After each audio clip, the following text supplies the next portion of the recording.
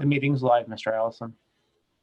Thank you. Welcome, everyone, to the Williamsport City Council meeting of Thursday, August 27th, 2020. It's 6:35 p.m. and we're meeting remotely via Zoom. We'll start with the agenda tonight. First item is approval of City Council minutes dated 8/6/20 and 8/11/20. Is there a motion and a second from council? Second. There's a motion and a second. Any questions, comments, or corrections from council members tonight? Seeing and hearing none, Mrs. Franklin, the motion, please. Mr. Yoder.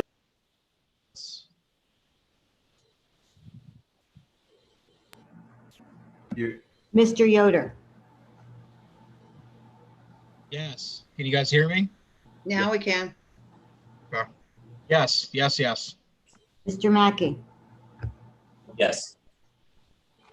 Mr. Pelisi. Yes. Mrs. Katz. Yes. Mr. Banks. Yes. Ms. Mealy. Yes. Mr. Allison. Yes. Motion passes 7-0. Thank you, Mrs. Frank. Item 2, limited courtesy of the floor. We've had no requests tonight. Item 3, presentation of the Chesapeake Bay Pollution Reduction Plan. And doing that tonight are Mr. Mike Miller and Miss Wendy Walders from the Williamsport Municipal Water and Sewer Authority. And we welcome you both tonight. And begin the presentation, please. Well, thank you for having me. First of all, can everybody hear me okay? Just nod your head if you can. Yes. Good, good, good. What we have for you tonight is the amended Chesapeake Bay Pollution Reduction Plan, and it's required by DEP, and it will be submitted September 20th. The administration was provided a copy of it. It's also on your website for review. HRG prepared the amended plan, and you made us the agent for the execution of the planning process. This has a list of projects. There's 25 primary and 16 secondary or backup projects, and they meet the 10% reduction as required by the DEP regulations, 10% total suspended solids reduction.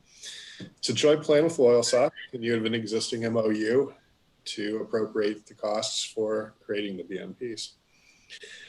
The number, which everybody's probably waiting for, is it's going to cost about $5 million. That's 4.5 in construction, 500,000 in engineering, and breaking that up, it'll be about 3.3 million will be appropriated to Loyalsock and 1.7 to the city.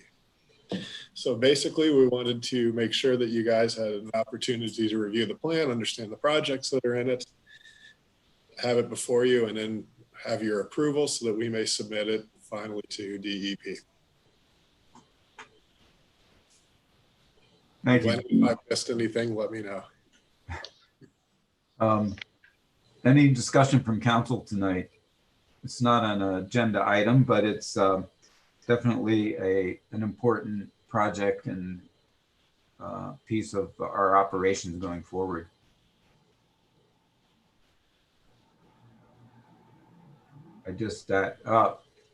Ms. Katz.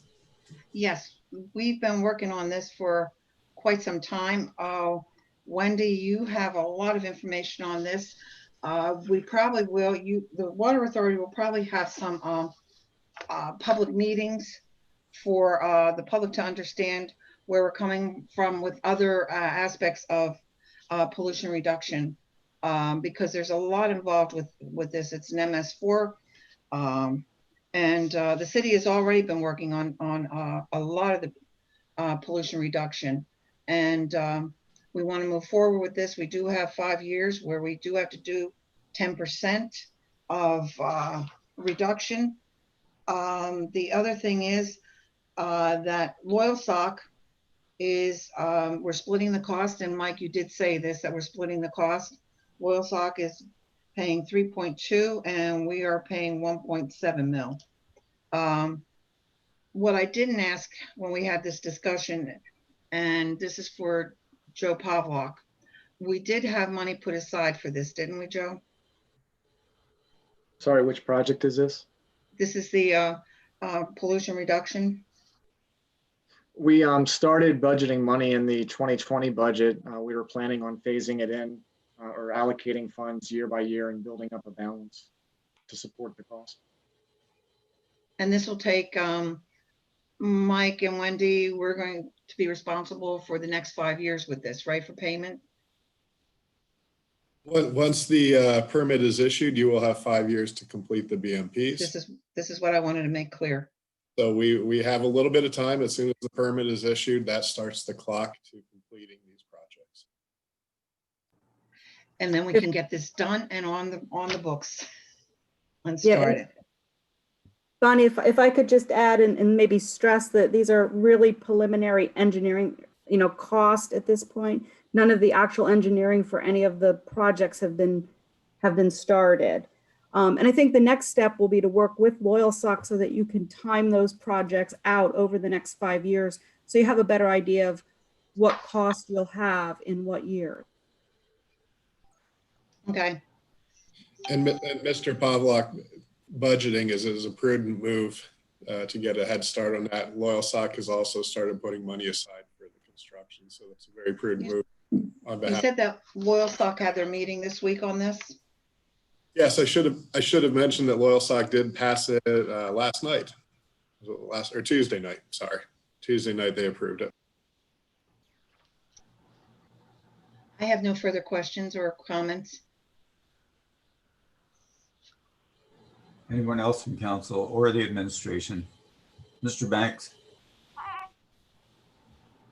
So, Mr. Miller and Ms. Walter, could you just go over the timetable for when we would expect the permit to be approved by DEP?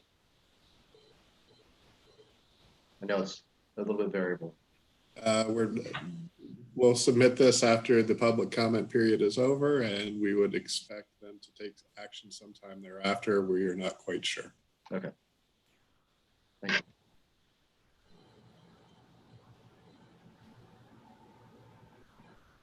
you. This is a big first step down what is going to be a long path when we talk infrastructure and all the stormwater related things. But it's a path we need to go down. Okay, there's no vote on this. This is informational, but we don't just want to talk about it once or twice and then let it drop. We want to keep this public. We want to keep it before the public. We want people to be as informed as possible along the way. So it may be prudent for council and the administration to work together as this begins to unfold to have some public meetings where we can coordinate it with the important things that are going to happen along the way and keep people informed and keep them in the loop and answer their questions as quickly and completely as possible, because it is a complex issue. But I think once people begin to understand the language, the issues, and everything dealing with our infrastructure, I think they'll get more comfortable with it. And it should be easier to convey where we're at along the line. So thanks again. Mayor Slaughter. Just very quickly, John Sander will be bringing it in 2 weeks for an official vote from council. Okay. That once the public review and comment period is over. Right. So that'll be in 2 weeks. Yep. Good. It's good to know. Okay. Hey, Randy, can I chime in with one quick question? Absolutely. Great.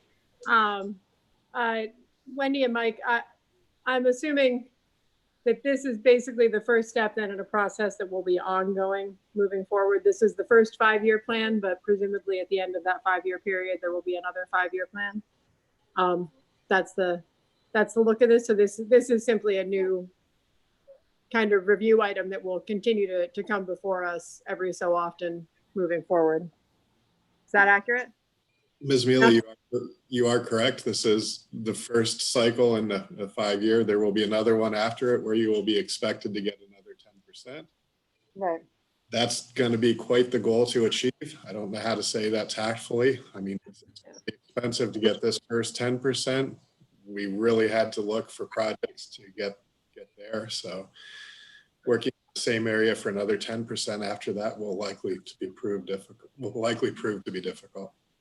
Yeah, that's kind of what I was thinking. And I'm not trying to make the point that this is an impossible or a Sisyphean task, but I do think that we all need to be aware that we need to be clear and explain this well to the public, what this process looks like. But we also need to be aware that to a certain extent, this is a goal set that it will be hard for us to meet in the long run. And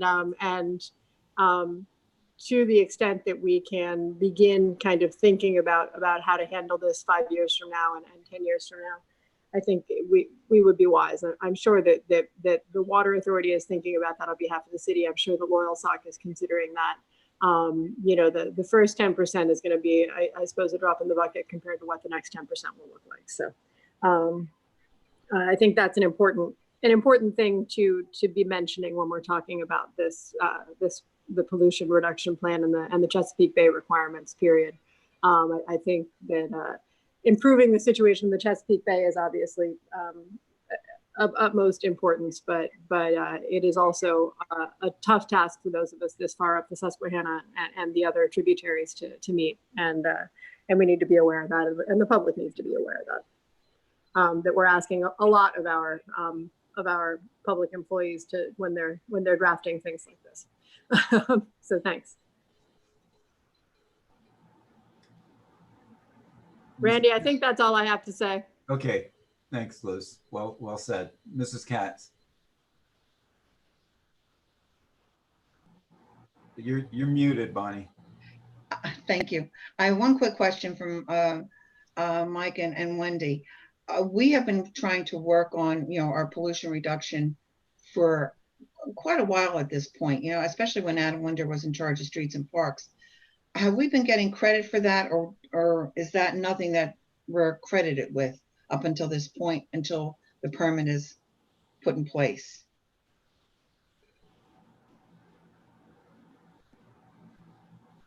You're muted, Wendy.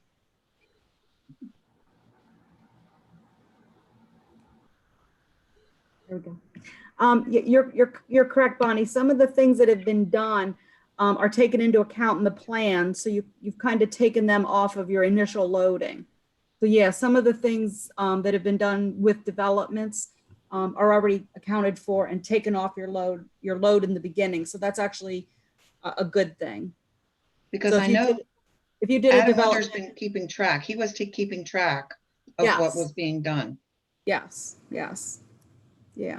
It's interesting to note that this isn't the first pollution reduction plan. There was one in the prior permit cycle, but it didn't have any requirements for reduction of loading. So this is the first one that has measurable goals to meet.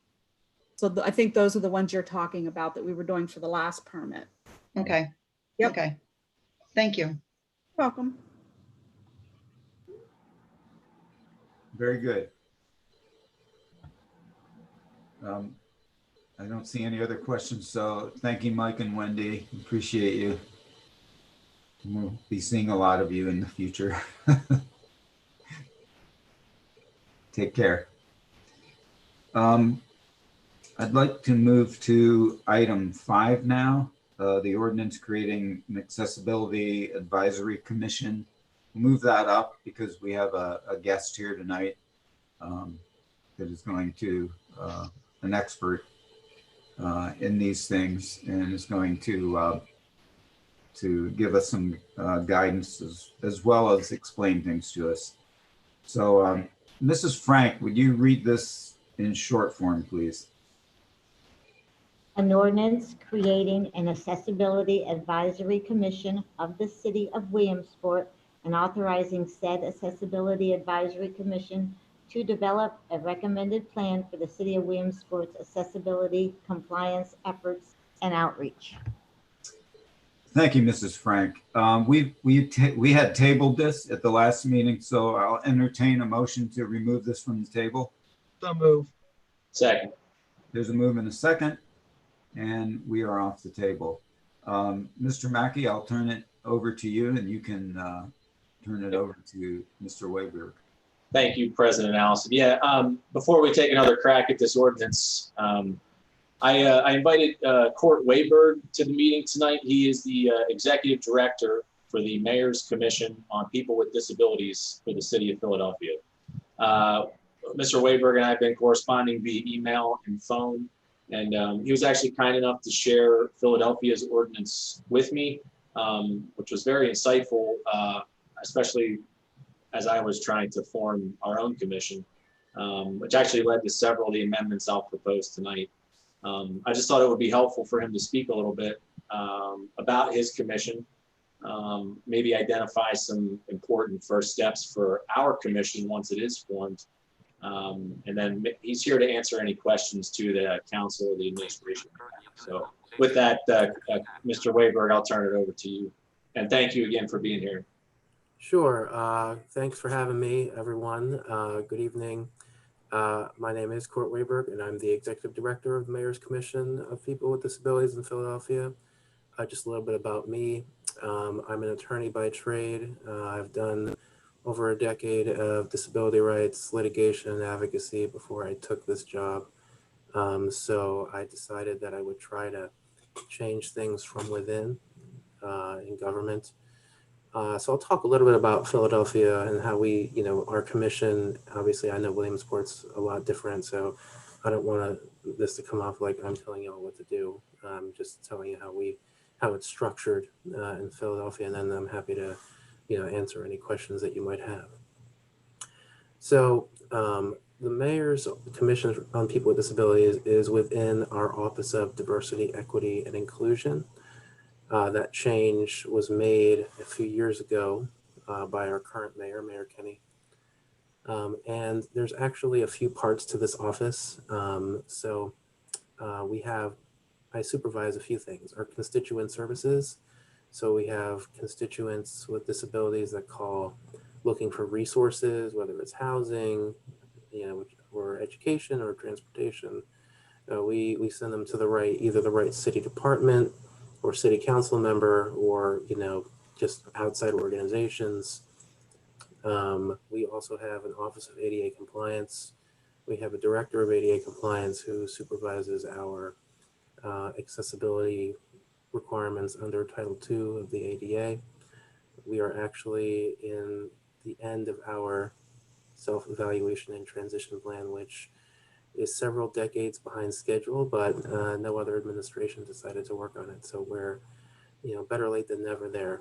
We do have 537 facilities, so it's quite a project, and we hired a consultant to work on that. So that's an overview of the office. As far as our commission goes, we have 11 commissioners. They serve voluntarily, and they are a cross-section of the disability community.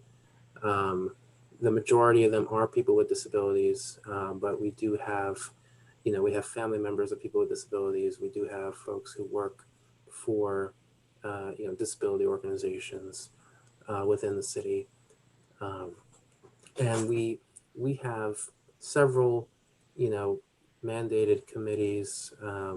Right now, the big ones are education, employment, housing, and transportation. Those tend to be the issues constantly in focus in Philadelphia, where funding is always tight for these things. One thing that we do, which helps leverage our numbers, is that these committees can have any member from the public who is vetted, as long as the chair of the committee is on the commission. So, if we want to seek outside experts or people want to join and help out, that is totally fine as long as I know who they are and the committee is chaired by somebody on our commission. So that helps us leverage the 11 people that we have. some of the activities that we've worked on. Obviously, COVID is hot right now, but so our education committee has been working on ensuring that the School District of Philadelphia provides required special ed virtually, and we had a town hall meeting, public meeting that happened virtually. We had over 100 attendees for that, which is actually a big number in our government here in Philly. Usually you get about 40 if you're lucky. And let's see, in employment, we've been working on trying to increase the number of employees with disabilities within the city of Philadelphia. Since most of our employment is based on civil service, there were very strict regulations that were formed many, many years ago that are barriers to people with disabilities. For example, certain testing requirements, as far as having to be on paper, pieces of paper instead of, allowing for work tryouts. For example, if somebody has an intellectual disability, it's a lot easier sometimes for them to show people what they can do on the job instead of, doing a written exam. So they're working with our civil service and HR people to amend those regulations, hopefully get that done over the next year. Obviously, hiring has, stopped, frozen because of the pandemic, but it's actually a good time to draft new regulations and get stuff done. Hopefully by next year, we can start, hiring within that civil service pool again. Again, we have housing and transportation. Housing focuses on increasing the number of affordable, accessible housing units, which is always a challenge. We work a lot with our Housing and Community Development Office. They actually have a program that it's called the Adaptive Modifications Program, which actually goes to people's homes and makes them accessible. They use grants to hire contractors to make homes accessible. It's a great program because it's for homeowners as well as tenants. But we're always trying to increase that because, with funding cuts, I think we're only able to help 100 to 200 folks this fiscal year, and there's a 6-month to 1 year waiting list just to get on the other list to get projects done. So there are always fiscal challenges. And with transportation, we focus on ensuring that we focus a lot on paratransit. People are always, residents are always complaining about paratransit as far as it's not reliable. That is certainly true. We're trying to increase reliability and, efficiency so that we can help, for example, a lot of residents, don't get to their jobs on time, and it's already hard enough for people with disabilities to get jobs to begin with. So it's ironic that sometimes they could lose them because of not being able to get there. So these are just some of the small issues, sarcasm, that we deal with. But I think that I looked at your ordinance and I really think it's a good start. I think that especially I see that there's going to be the non-voting members, especially the city council and codes and the expert on the ADA. It will be great to help consult with the people with disabilities who will be on the commission. Running a commission is a messy job. There's getting everybody on the same page is difficult, but I think it's what I try to do is I advocate within government, zealously, but I also, my job is to tell people what is feasible and legal. I use my lawyer hat occasionally for that. So just to, try to keep people, focused on what we can do. In sometimes there's short-term stuff like doing a town hall or speaking at for example, I gave testimony for COVID, things we've done for COVID for our our city council, and then there's the long term, like changing civil service rules. I should mention one more short-term project. We worked with several nonprofits to put together a food delivery program within the city for people with disabilities. Because of COVID, a lot of them are afraid to go to food distribution centers, and a lot of them with chronic health conditions are just, it's not safe for them to do so. So we were able to leverage the nonprofit, some nonprofits, our Center for Independent Living, and our Office for Children and Families within the city to put that together. So there's a lot of collaboration in the work we do. Now I'll stop talking, and I'm happy to answer any questions. I'm going to jump in here in my rush to get you up and going, Mr. Wayberg. I neglected to take the vote on removing from the table. So we'll return to you real quickly. But Mrs. Frank, on the vote to remove this from the table. Mr. Yoder, Yes. Mr. Mackey, Yes. Mr. Pelisi, Yes. Mrs. Katz, Yes. Mr. Banks, Yes. Ms. Mealy, Yes. Mr. Allison. Yes, motion to remove from the table passes 7-0. Thank you, Mrs. Frank. Now we'll get back to business here. Questions or comments for Mr. Wayberg from council tonight? Mr. Banks. Thank you, Mr. Weber, for being here tonight. We really appreciate it. The big thing for our commission coming out of the gate will be ADA compliance. I think that will take a lot of the first couple of months. But what do you find is your the item that takes the most amount of time, or the commission focuses on? Is it housing and employment? Yeah, I'd say, well, the post-COVID answer to that is education, just because of the school districts not being, frankly, good at providing special education. I think that's taken up a lot of the post-COVID time. Housing as well. Housing is always, I think, a top issue. There's just not enough affordable, accessible housing. And then it's also complex because there are people with disabilities. All they need is for it to be affordable.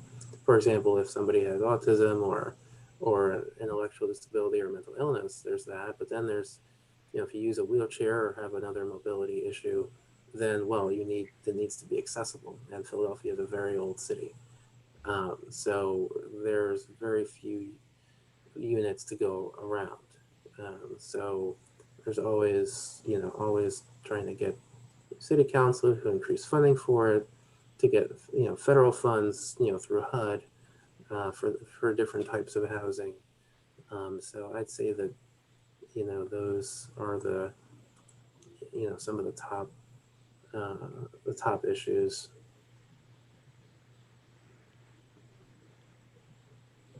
Thank you. I have a question. Mr. Wayberg, is there much out there in the way of state and federal funding that's available to assist in some of these initiatives? Unfortunately, in the current landscape, there hasn't been much in the way of that. In the recent stimulus funding, there was some federal funding distributed through HUD to local housing authorities to help. There was some designated for people with disabilities.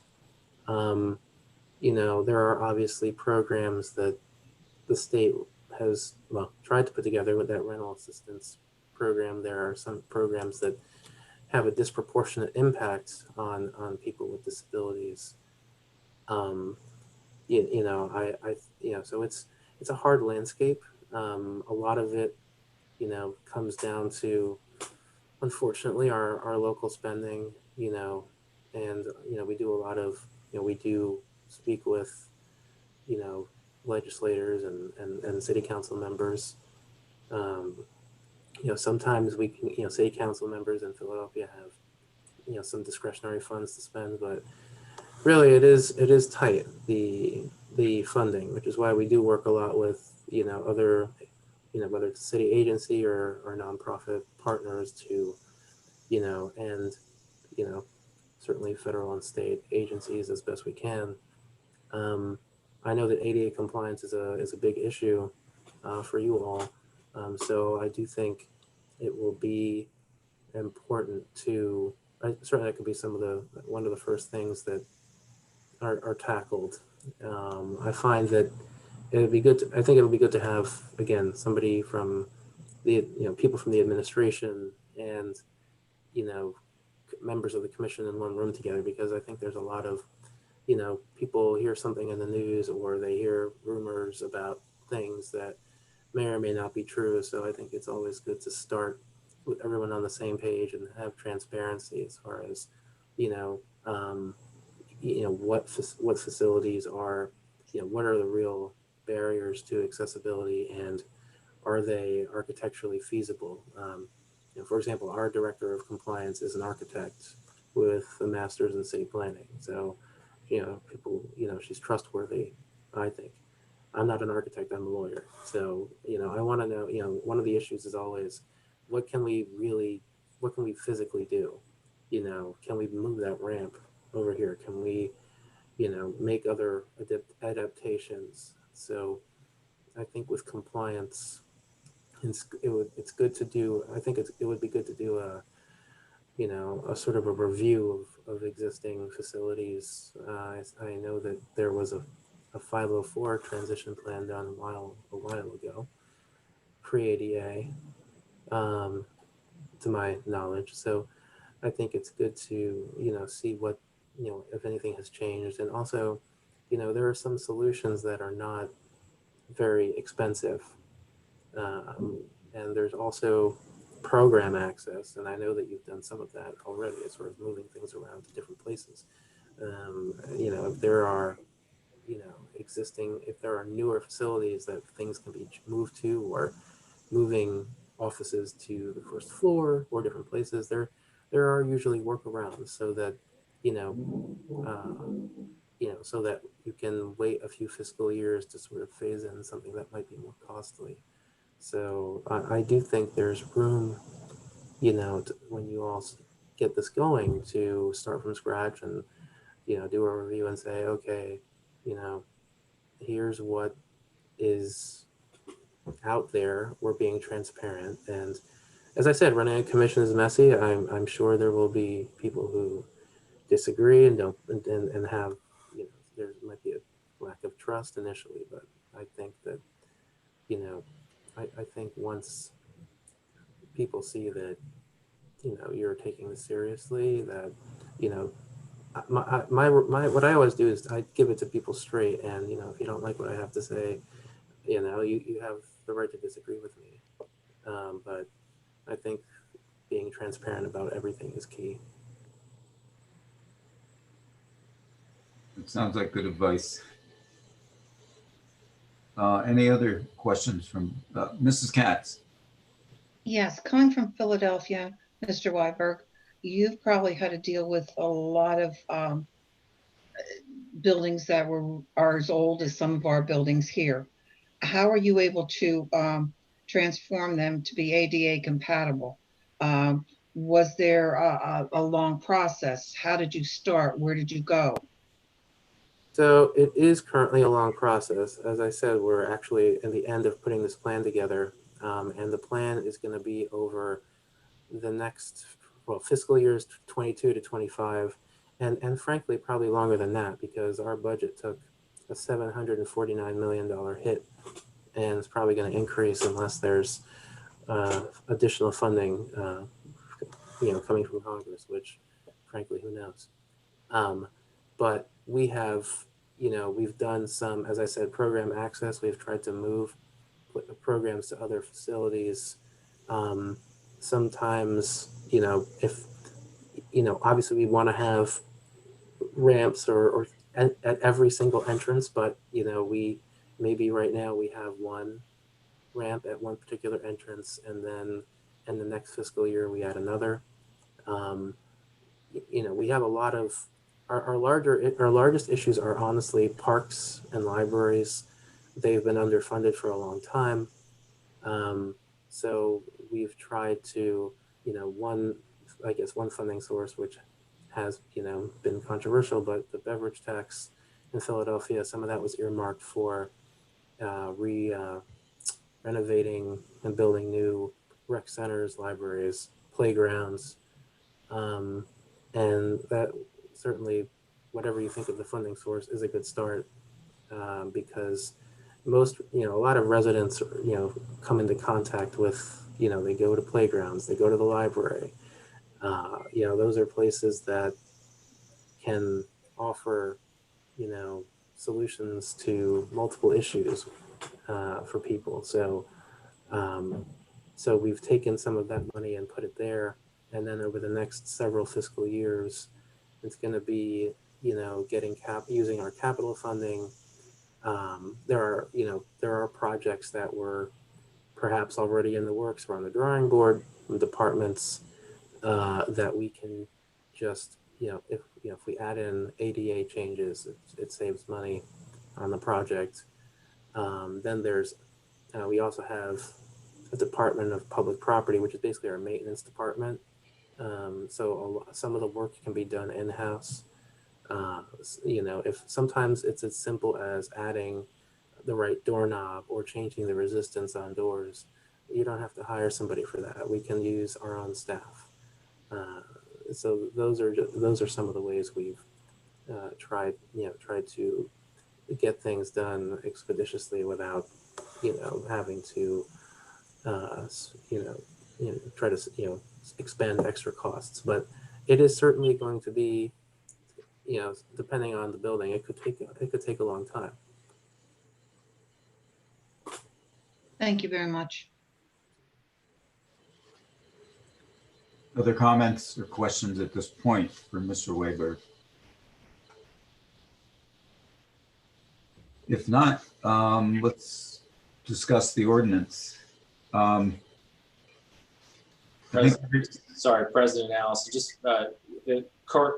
Wayberg, you could, if you want to stick around, that would be great. If not, you're free to leave. I would just say thanks again. Yes. I really appreciate it, all the help that you've given me just in the last couple of weeks. And unfortunately for you, I think you're stuck with me now for at least another 3.5 years. So. Well, we'll see. As long as I'm here, I'm happy to help. Okay, in this position. But I will stick around for a few minutes here and listen in. Thank you. Thank you, Mr. Wayberg.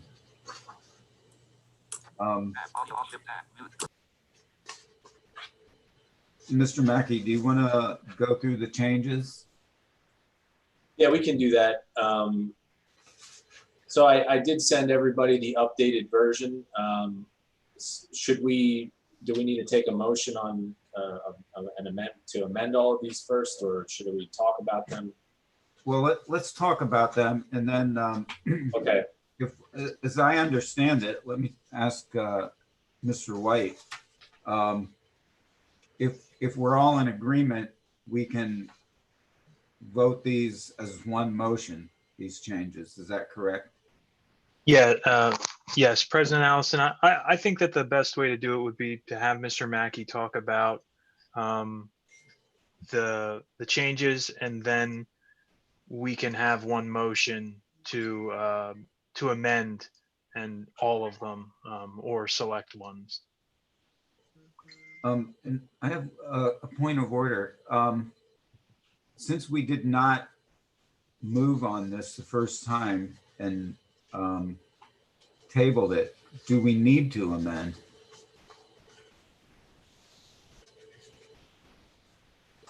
Essentially, we're getting the first look at this. I think If what there you're has asking, not been a motion to approve and then discussion and then a table, I thought that the only way it would have been tabled had been if there was already a motion and a second. Oh, well, we did. Yeah, we did talk about it. Yes. Yeah. So then in that case, I think when you took it off the table, the original motion is is in front of you. So you're looking at Mr. Mackey's changes being amendments. And so I think if he discusses them, then someone could make a motion to amend to add his changes, and then you can vote on the amendment, and then you can either amend it further or pass it as amended. Okay, thank you. So I was asked that question and I thought I'd clear that with you first. Okay, thank you. Sorry for interrupting, Mr. Mackey. That's okay. Yeah, so I'll just refer everybody to section 2, letter D. After projects and services citywide, we also added and aid in the development of programs for services to people with disabilities in cooperation with the public and private sectors. We added a new section 3, which is the definition of a disability. Do you want me to read that through entirely, or Mrs. Frank, you might, I mean, you have the ordinance in front of you as well, so. Maybe for the public. Okay. You could. Yeah, so section 3, definition of disability. A person has a disability within the meaning of these rules if that person has a mental or physical impairment which substantially limits one or more major life activities, including but not limited to functions such as caring for oneself, performing manual tasks, walking, seeing, hearing, speaking, breathing, learning, and working, has a record of such impairment or is regarded as having such an impairment. Section 4 now states a written or electronic notice, tentative agenda, and minutes of the previous meeting shall be prepared and distributed to each member and the city clerk for publication at least 3 days prior to the meeting for which notice is given. And then section 6, this is actually the makeup of the commission. And again, I think this is where we could maybe have a little bit of a discussion. As it stands right now, the Accessibility Commission shall be comprised of 9 members, 4 non-voting members, which would be 1 city council person, 1 representative of codes, 1 person with knowledge of ADA law and compliance, and the city engineer. And then 5 voting members, which can and should include persons with disabilities, a parent or family member of a child or children family member with a disability, or individuals who work for an organization that serve people with disabilities. That last part there, could maybe be folded into the person with knowledge of ADA law and compliance, taking the commission back down to 8 people. So, I'm obviously up for discussion on that. And then the last one, section 7, this was to Councilwoman Mealy's question 2 weeks ago, and we really simplified the removal of a commission member. So any member of the Accessibility Commission may be removed. A member may be removed at the will of the mayor with the approval of council. And that's all I have for additions and amendments to the ordinance. So I would open the floor up to again any discussion. And for me, I'm still kind of on the fence on 8 or 9 members. Yes. This was reviewed in Public Works, correct?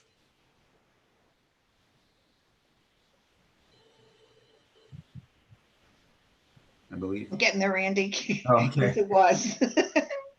Couldn't hit my mute button. Yes, It was reviewed. It was a discussion that we had, and we didn't have, all of us did not have the updates at the time. Okay.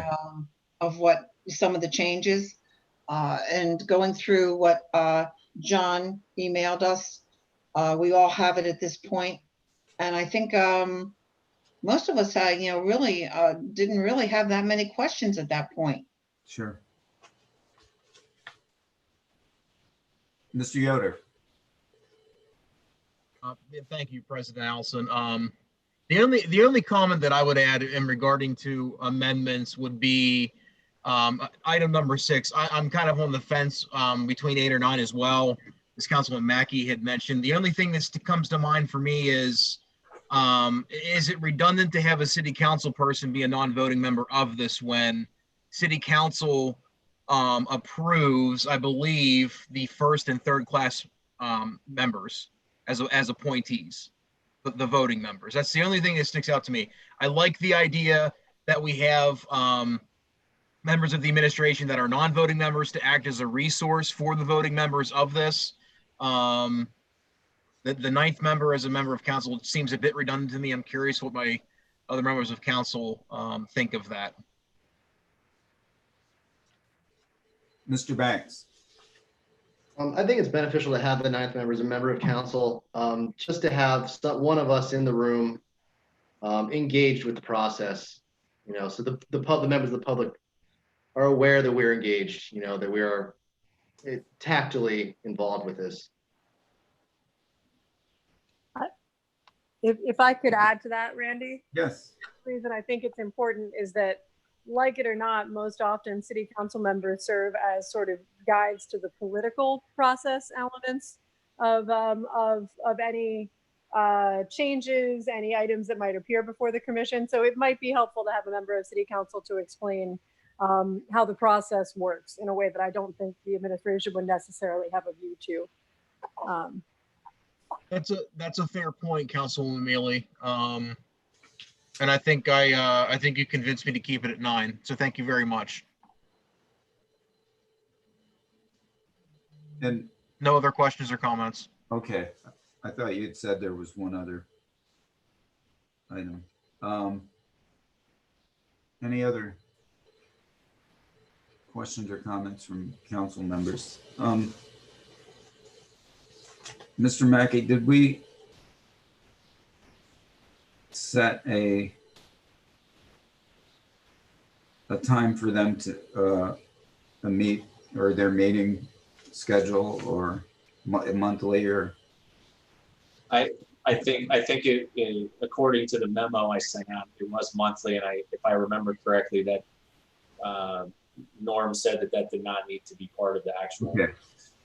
And Austin maybe can confirm that, but.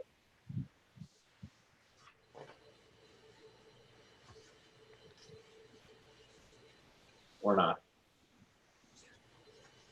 Mr. Yeah, White. there's certainly no requirement that the meeting schedule be placed in the ordinance itself. Yeah. And if it isn't, then it would be up to the commission once it begins to adopt the type of meeting schedule that works for those commission members. That makes sense. Thank you. Other questions or comments? Randy, if I could. Yes. Thank you. I think that this is a substantially better draft, and I think that this will make a big difference. I suspect we may still have to revisit the ordinance at some point in the next little bit, just to fine tune some stuff. But I think that this is certainly gives us a good place to start with the creation of a commission, and gives the commission itself a good set of goals when it does begin. So I applaud Mr. Mackey's work, and I look forward to moving forward with this within the next 60 days here, huh? Or I guess the next 90 or so. Yeah. Thanks.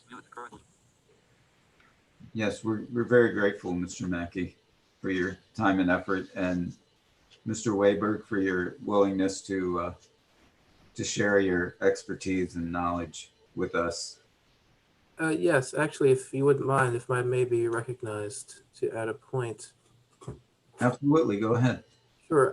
I think the commission can put together some bylaws that can, once they are formed, the commission is formed to flesh out meeting times, committees, any, the ancillary details could be in bylaws. Thank you. Mr. Banks. To Mr. Wayberg's point, do we need to have something in the ordinance requiring bylaws then?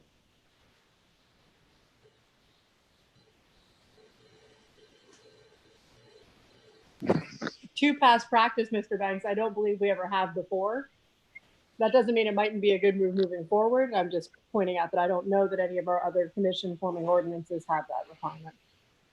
I think that the most that you would see in one of our ordinances for a commission would say that the commission shall adopt rules and regulations governing its proceedings or its membership or something to that effect. And I believe I've seen that in a couple different commissions, but that would be the most. I don't know that we would use the term of art bylaws, usually rules and regulations in terms of how the city's administrative code has been written. Mhm. Mr. Yoder? Mr. White, remind me, if I recall, if it's not specifically outlined, I think that they naturally are to go by Robert's Rules of Order as the administrative code is written, because that's what governs council as well. So it's already in there.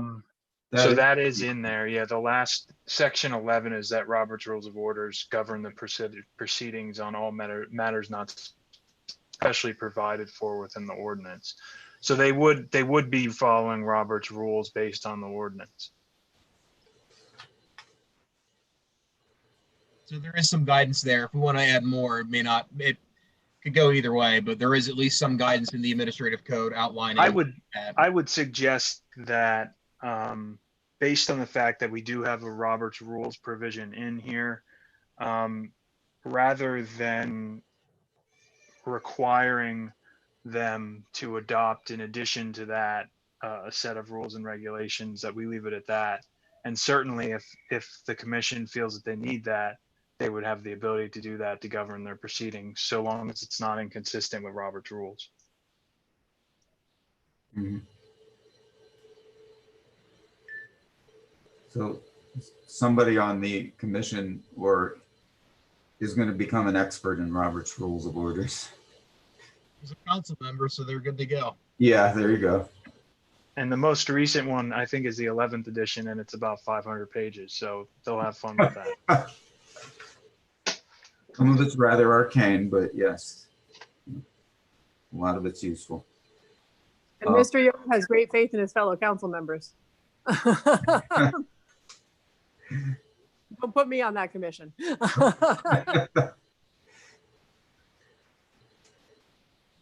Any other comments or questions from council then? All right, hearing and seeing none. Mrs. Frank will have a vote on. Hello? Did we officially amend the ordinance?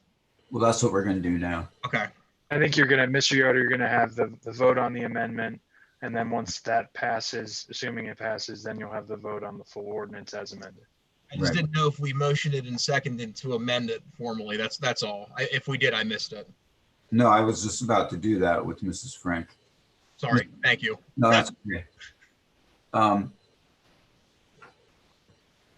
Mrs. Frank, yeah, okay. Back where it was. We're going to entertain a motion in a second to amend this now. So is there one from council? I make a motion that we amend what's in the ordinance. That's not the correct language though, is it?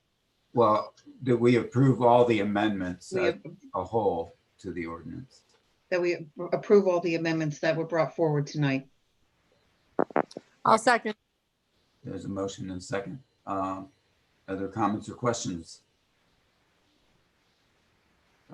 Hearing none. Mrs. Frank, on the motion to amend, please. Mr. Yoder, Yes. Mr. Mackey, Yes. Mr. Pelisi, Yes. Mrs. Katz, Yes. Mr. Banks, Yes. Ms. Mealy. Liz, Sorry, Janice. Yes. Mr. Allison. Yes, motion to amend passes 7-0. Thank you, Mrs. Frank. And now we have the full ordinance to vote on. And we'll take the vote on that. Mr. Yoder, Yes. Mr. Mackey, Yes. Mr. Pelisi, Yes. Mrs. Katz, Yes.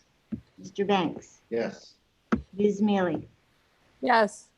Mr. Allison. Yes, Motion passes 7-0, and we have passed the ordinance creating an accessibility advisory commission for the city of Williamsport. Well done again, Mr. Mackey, and everyone else. Good input and good conversation tonight. We will move up to item 4 now. An ordinance amending part 1 of the, Mrs. Frank, would you read that in short form, please, into the record? An ordinance amending Part 1 of the codified ordinances of the city of Williamsport. Is there a motion? So move. Second. Motion and a second. Mr. Yoder, would you care to open it up again? Sure. Thank you, President Allison. So we discussed this 3 weeks ago. It passed in first reading 7-0. During our first reading, there was a number of items discussed as far as potential amendments, changes, what have you. And I have them noted here from our last discussion. One was moving zoning from over to public safety in the Bureau of Codes as it is. One was a discussion about recreation. Do we want to break it out and highlight it within the Public Works Department? One was emergency management.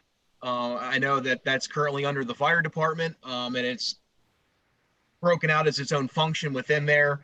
A couple of other things, and kind of going back over this over the past few weeks that I at least had noticed that I would bring to the table as well. The Redevelopment Authority is listed in here, but it was removed a few years ago from Community Economic Development. And I think we should do that. When I started this back in January, I hadn't had yet the updated code of ordinances. So that's how that kind of got creeped in there. And the other thing that I at least had noticed and thought about was, at least in sections 135, 141, 142, I'd throw it out there that, maybe we remove the word bureau from the individual functions just so that it aligns with our current code and gives the administration more flexibility to manage every individual department as it sees fit, just to make sure that the functions are captured. Aside from that, I'll take any questions, comments, thoughts from the administration, other members of council before offering any amendments or what have you. Thank you, Mr. Yoder. I'll move to council first.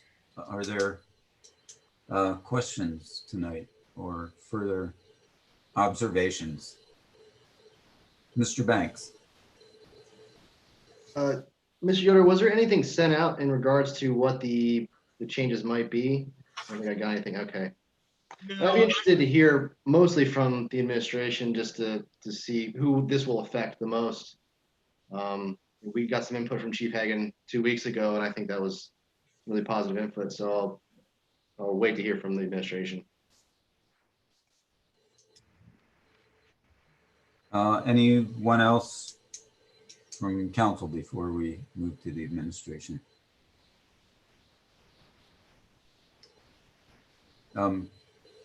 Anyone from the administration tonight would care to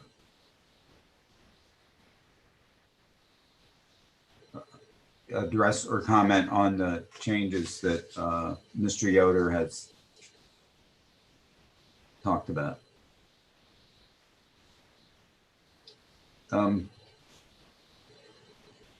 I hear crickets, but Mr. Yoder, I had a question as well about one about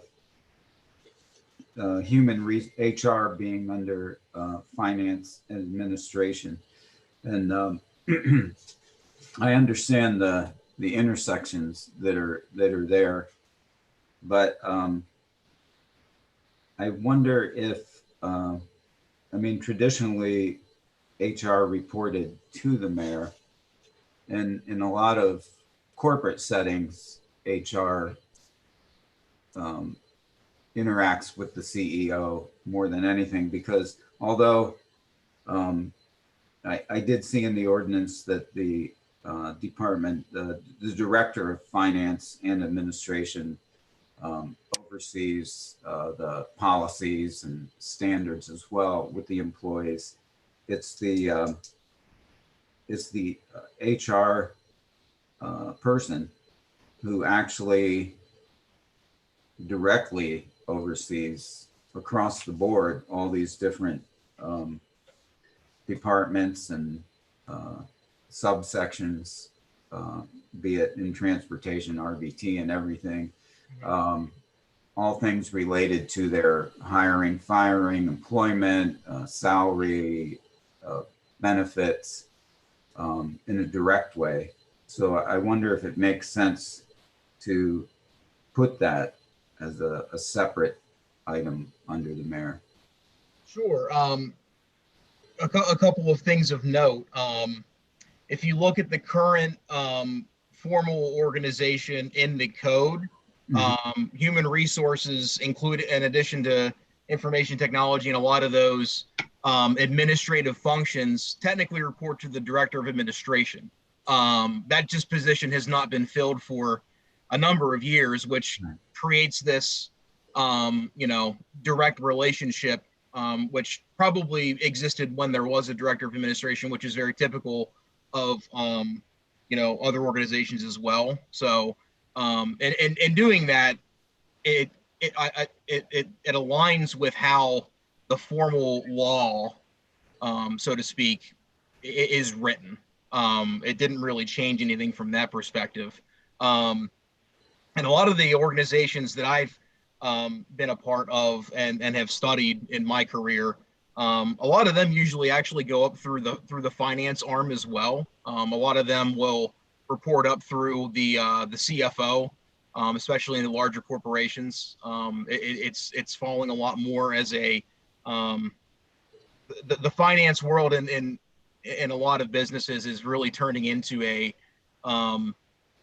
administrative function as much as a finance function as the markets change and as business adapts in the 21st century. So it's not atypical of that either, but so that's really a question for the administration, as far as how they view it and what have you. Like I said, in updating it, I simply just left it the structure as it was and just tried to update it a little bit for what it seems like we've been operating under informally for a number of years. Thank you. Yeah. Perhaps is there an administrative from the administration? Is there a viewpoint that's been developed on that, or is there more? I know things are generally in flux because we're still different parts are still finding their landing places, but at this point, is there any?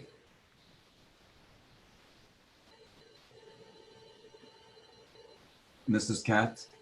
Yeah, I think Adam is right. When you stop and think about, we always say we want to run the city as a business. And that's the way that I think it should go. I think HR should go under the director of finance at this point.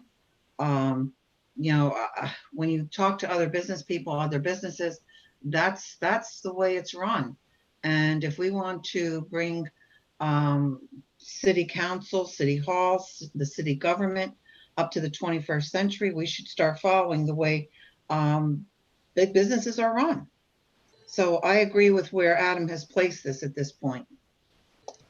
Okay. I just wondered, well, my former employer, it was not that way. So, I was more familiar with that arrangement, and I haven't researched it, so I don't know. If we don't,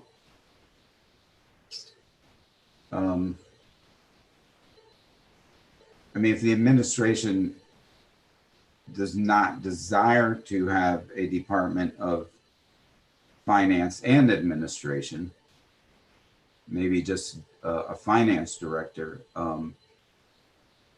that would materially affect, I think, how that's going to go. So I guess that's what I'm looking at. Is there thoughts towards the future about how that part is going to be organized? I know we have there's been an advertisement out for someone in that position, but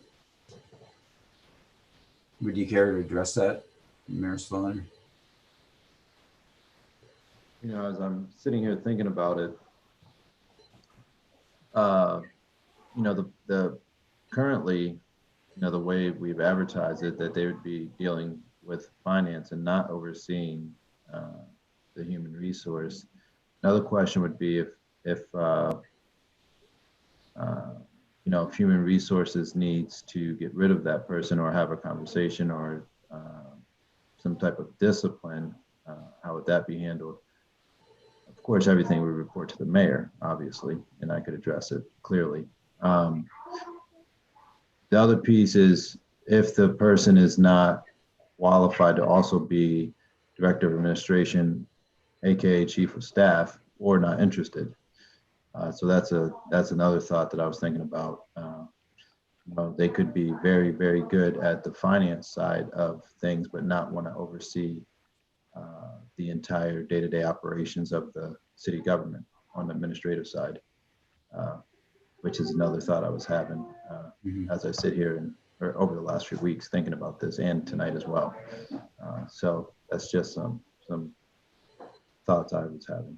Not saying that person wouldn't be competent to do that, but it could be, would they be interested, or do they just want to do the finance side of things? And then if they're overseeing, currently it would be obviously Joel and Chappelle, and they're not on the equal, so to speak, and that person has to handle maybe some type of disciplinary measure or something with Joellen, and then in turn she has to handle it with them. That's just how, if it's an even, so to speak, then that would come, I could come, and it still would come to the mayor, but just another thing that I've been thinking about.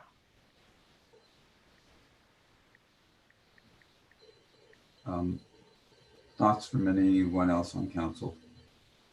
Mr. Banks? I think you bring up a very good point here, Mr. Allison, in terms of the independence of the human resources, whatever it may be, director. They shouldn't have to answer to somebody that they may have to discipline at some point in time, or follow through on the mayor's orders of discipline. So I think, and in terms of the cities being run like businesses, I mean, we don't run a profit-based model, so I don't know that really stands. We bring in revenue and we spend it, but so I mean, I say this because our human resources department at our business, we have about 500 employees, is independent of finance. So I think it's a good point. I would agree.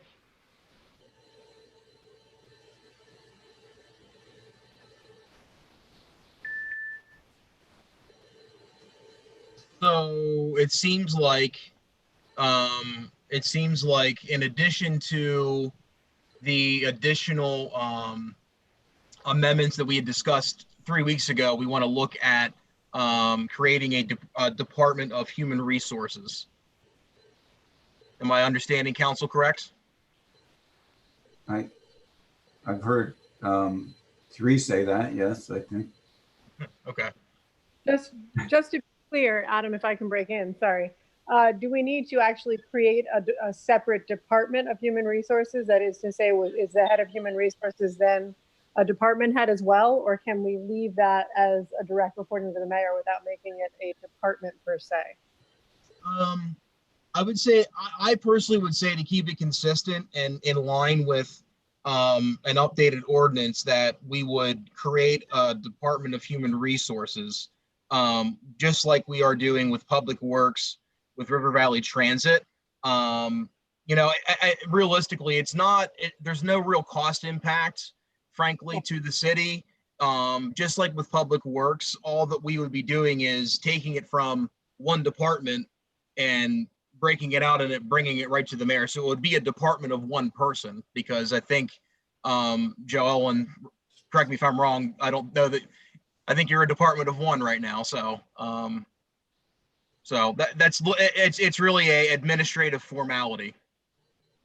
Right. Yeah, I mean, I'm fine with it one way or the other. I was just wondering if there was some way to make it clear that it wasn't so much that it is and should remain a completely standalone operation. Yeah. That is to say that a future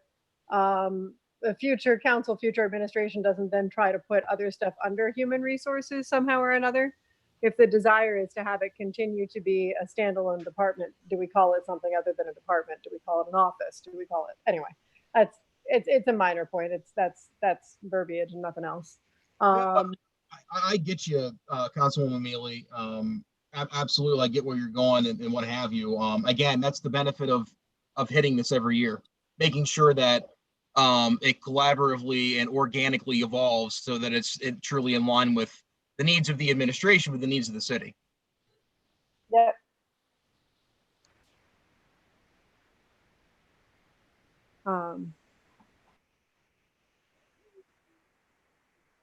Then what does that look like, guys, if we think that that might be something we'd like to see happen?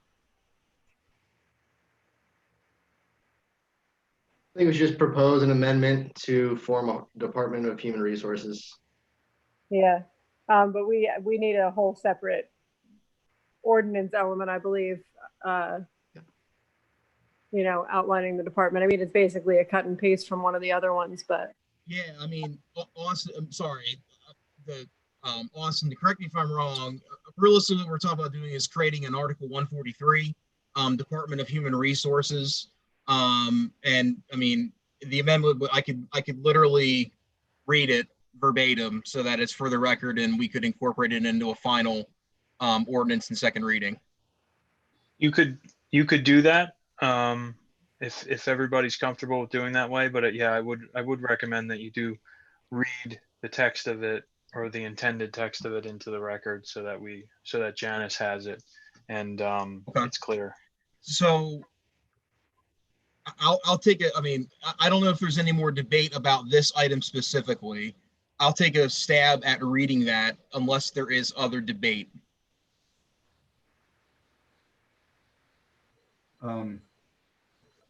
Other debate on this, or on human resources? Yes. I have none. I mean, I don't see anybody. Okay. Mr. Yoder, this could be, you can make this as a motion to amend, and you can read the full content that you want to add to this proposed ordinance, and then someone could second that and we can vote on that, and then we can move on to the other amendments. Yep. So I'll make a motion to amend the ordinance as follows. To create section 143, article 143, Department of Human Resources, with section 143.01, duties and responsibilities, reading as following. Section A, there is hereby established a human resources department, which shall be responsible for the administration of the city's human resources services, not specifically delegated to the jurisdiction of another department.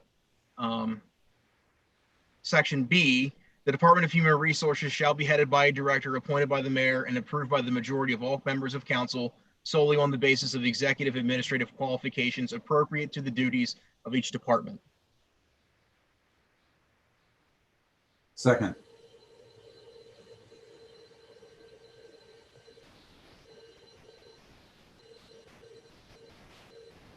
And just to be clear then, as part of that motion to amend section 135.01, where the Bureau of Human Resources is listed, will be stricken from that section.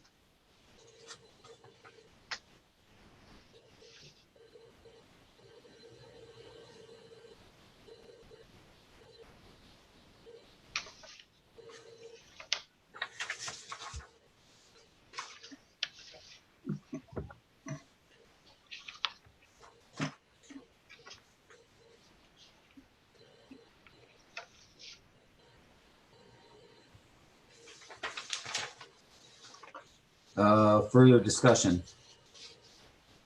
Then we're ready to vote on that amendment. Mrs. Frank, please. Mr. Yoder,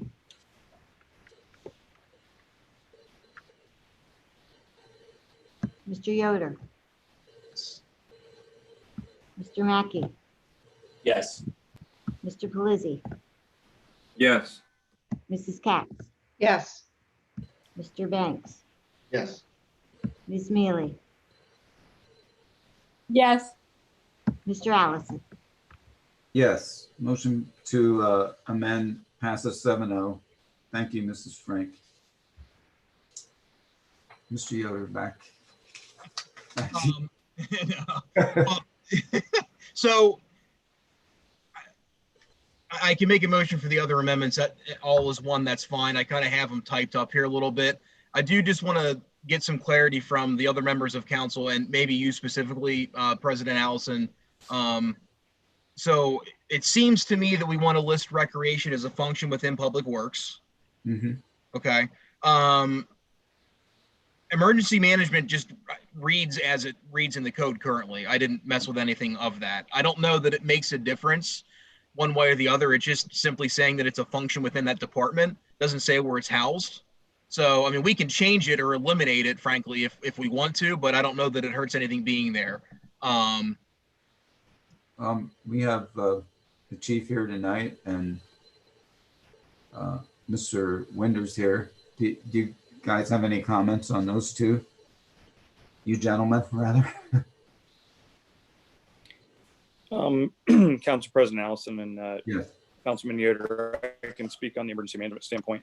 The emergency management function typically across other third-class cities in Pennsylvania of our size is housed pretty much across the board within the fire department. We've had emergency management since 2008, and it's a function that realistically goes hand in hand with the functions of fire due to the training processes that our personnel take on up through. So, as Councilman Yoder said, realistically, the way it reads doesn't necessarily matter where it's housed, but just from a perspective standpoint, it's a very common thing for emergency management, again, in a city and department of our size to be for the fire chief to be both the fire chief and the emergency management coordinator.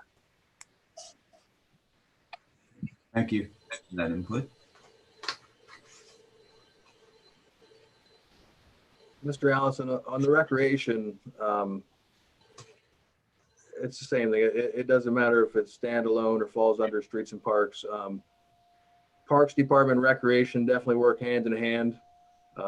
So under the current situation with recreation being under streets and parks, it's definitely handy because it allows the recreation director to have more accessibility to the Parks Department for help. But if I can just touch base on one other thing under Public Works, I just have a question on that. Yes. Before we leave that though, who does then the recreation, the head of the recreation, who does that person report to? Currently to the general manager of Public Works. Okay, so there's a direct relationship there. Yes. And that person would be responsible to oversee their work schedule and evaluate them and everything like that? Yes, and sign off on all financials, etc.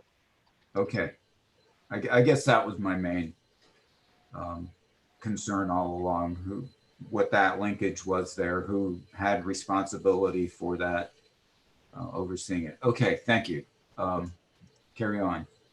So my question with the Public Works side of things is currently the structure is under the union contract, we have working foremans. So you have a foreman over each department and an administrative foreman.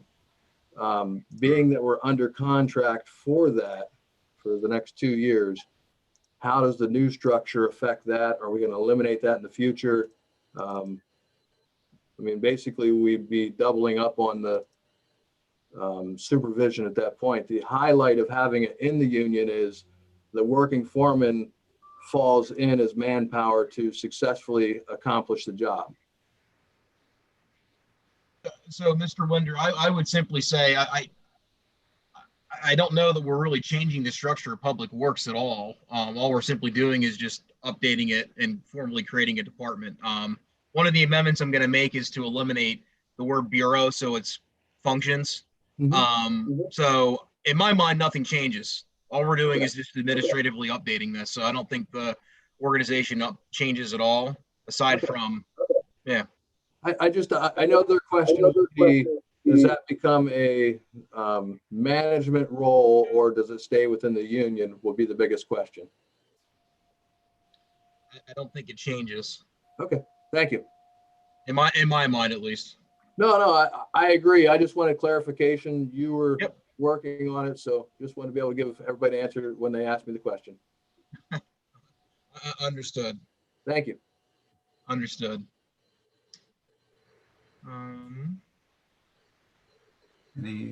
Anything else tonight from other council members or the administration? Mayor Slaughter. The only other piece I was thinking about as I look at it is information technology, kind of similar to what we said about HR. I mean, the finance person may or may not have a knowledge of IT and may or may not be able to direct that. So that's just another, as I was looking at the organizational chart, thought I was having, you know, with the information technology.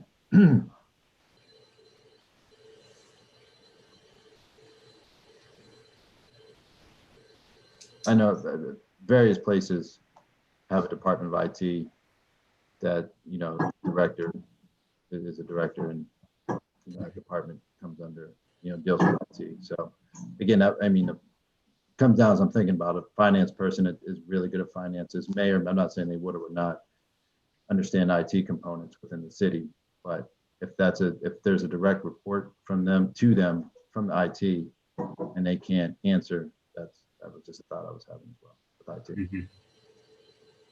Yeah, I can only speak for my experience, and working with a lot of information technology departments in my career. Bet you 90-95% of the time they're within the finance arm, whether that's public or private. So from my experience, this is the former Department of Administration housing the information technology department, is very in line. So that's one of Seven's 2 cents though. So I would concur with that. But I think that to me is a more sensible approach. To have other departments report to the director of administration and finance, I think is probably wisest. The HR standalone makes sense to me from the perspective of HR needing to not be influenced by anyone else within the administration. But I think generally speaking, it would be wise to have someone directing administration and finance by default, who is overseeing both HR and finance, or not HR, excuse me, IT and financial functions, amongst other things. But I'll defer to other members of council as well. I agree with Councilwoman Mealy on this and Councilman Yoder. I think that's the right move. I think, yeah, if we have that person who's going to be finance and administration in one, but if we have someone who's filling mostly the financial end and not the administrative end, then we lose that oversight in that respect. So I guess we'll have to see how that evolves, Mayor. And yeah, I agree. I mean, it was just food for thought. Yeah, no, it's a valid thought, because it's going to depend upon who's in that position, I suppose. So we need to make plans and be flexible, I think. Other questions or comments from the other administrators, Chief Hagan or Mr. Pavlak? And I just real quick, I'm sorry, when I say I agree, I just agree, meaning that we'll see how it evolves. It would depend on, I agree in the sense that who that person is. Yes. Chief Hagan? I still think that at least a couple, if not more, of these positions are going to be added positions to the budget. The issue that Mr. Winder brought up earlier is serious because a department head has to be able to take disciplinary action. And I don't know that that can be done by a member of the union. If he's a department head answering directly to either a finance and admin chair or directly to the mayor, that there may be rules against that. I would defer to the solicitor on that issue. But I also have another concern, even if they're all able to fill from current employees, which I don't believe they will be, and I believe this is going to create stress on the budget. Also, the residency requirement itself is going to be a huge hurdle for this. People who are qualified within these departments live outside the city are not going to be willing in many cases to move in, which will then require hiring somebody outside. So these are, I mean, I applaud the effort to restructure and to, again, like I said before, fix the span of control and all those issues that make more sense. But it seems to me like this is going to cost a lot more, and it's going to be a lot harder to find people to take the jobs with the residency requirement as it is. And I think in doing this, we just need to be realistic about the hurdles, that's all. Mr. Yoder. Mr. Winder, can you clarify something for me, and somebody chime in if I guess shouldn't ask this or not. Were you a member of the union when you were managing streets and parks or public works? No, when I became assistant general manager, I stepped out of the union. So in my mind, that answers your first question, Chief Hagan, because this role of public works is really the role that Adam Winder was already performing under the Department of Administration, and that was a non-union role managing union individuals. So I understand that, sir. That's why I brought it up, because the guy who's running streets and parks now under the supervision of Adam is in the union. And I believe right now the members of that union, if they step out of it, they can't go back into it. And they certainly can't go back into it at the same level of seniority. And then many of the qualified people, or at least a few of them, may not be willing to move into the city. So, I mean, again, some of these changes may require, I don't think it's just an automatic promotion. The head person in streets and parks right now is a union member. It's not Adam anymore because he's running River Valley Transit. Mr. Banks, you had your hand up.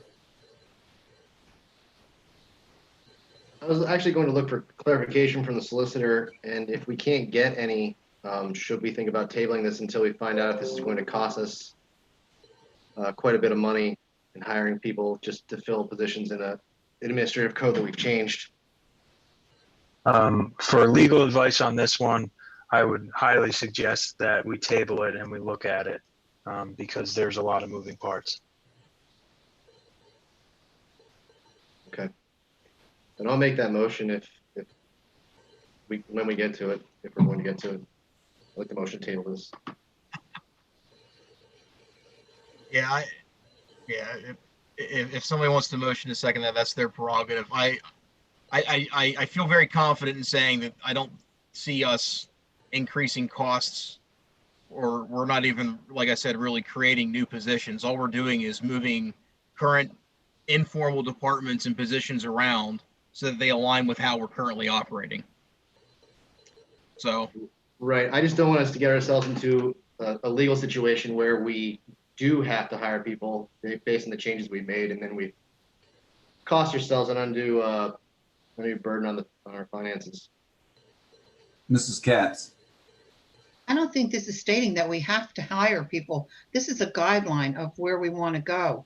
Adam Winder. When I look back, who was head of Streets and Parks before you? My God, his name slips my mind. Tom Sillo. Tom Solo, thank you very much. Great man. He went back into the union, didn't he? That was a one-time deal. I had to sign an agreement with the union as well as the previous mayor, agreeing that that was one time because there was an opening at that time that allowed Tom Sillo to go back in. He went back in with no seniority and lost everything. He had to start at the bottom and work his way back up. That's But the part again, that scares unionized employees from stepping out because there's no guarantee you can get back in. The union won't just allow you back in unless there's a position open, because they do not want you bumping the lowest guy out, because our budget only allows for 25 employees. And it's, you make that choice to go into management and leave what they consider their bargaining unit. So therefore they don't hold a spot for you. It's just a game of chance. well, under the circumstances, I think anybody that wants to get into management, you're taking a chance anyhow, okay? If you want to get up on, climb the ladder, Adam, you're a perfect one to look at that. As far as the residency goes, we want to see who we can hire in the city, but it doesn't state, there is a clause in it that states if we can't find anybody else, apples to apples, of course we can go out of the city. As far as looking and trying to fill all these positions, I just don't see where we have to look at filling all those. We haven't filled these positions, some of these positions in several years. So it's, I don't see where that's going to be a detriment. It doesn't say, Adam Yoder, does this definitely say we have to? This is if we vote on this, this is where it has to go. When I read this, that wasn't what I read. Department heads, yes, it does. It does modify the language to say that they shall be, and I would remind everybody, it does, yes. So, and I would remind, shall be, yes, meaning it's required. You got to fill those positions. Now, I would remind everybody, as I've reiterated a couple of times over the past 3 weeks and over the past 8 months, these are all positions that already exist in city government. Director of Public Works was Adam Winder's former job. That was budgeted, that existed, a non-union member managing union employees, union foreman. The Director of RVT, Director of Transportation was a position that already existed. Mr. Nichols, under the previous administration, had that role as well. So these are not new positions. They're already budgeted for. Frankly, I think what's not budgeted for, Chief Hagan? The Director of Public Safety is a 0. The Director of Finance is a 0. Under the Director of Public Safety is you. We approved you, and you're not taking an additional salary. And thank you for that, by the way, Chief Hagan.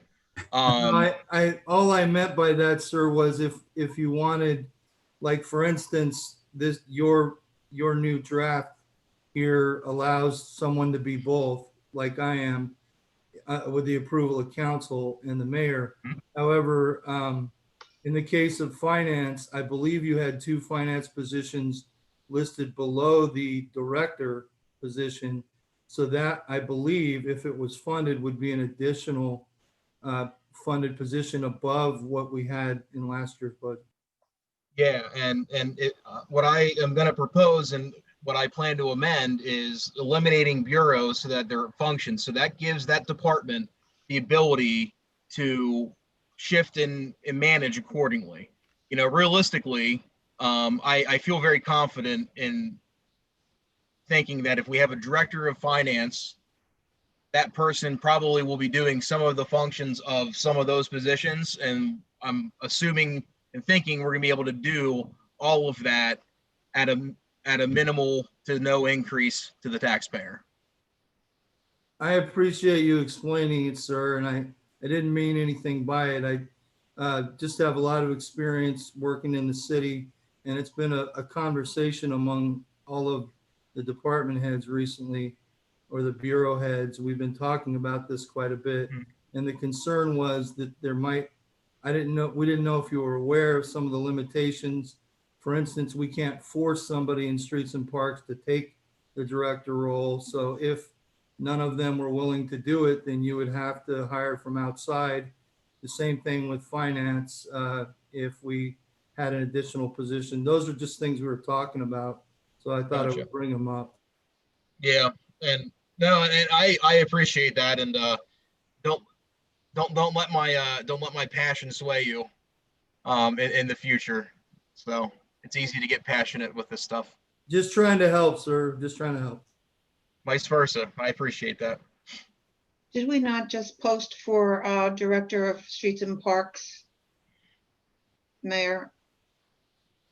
General Manager of Streets and Parks. General Manager, right. Yeah. Yeah. So that's posted. Right.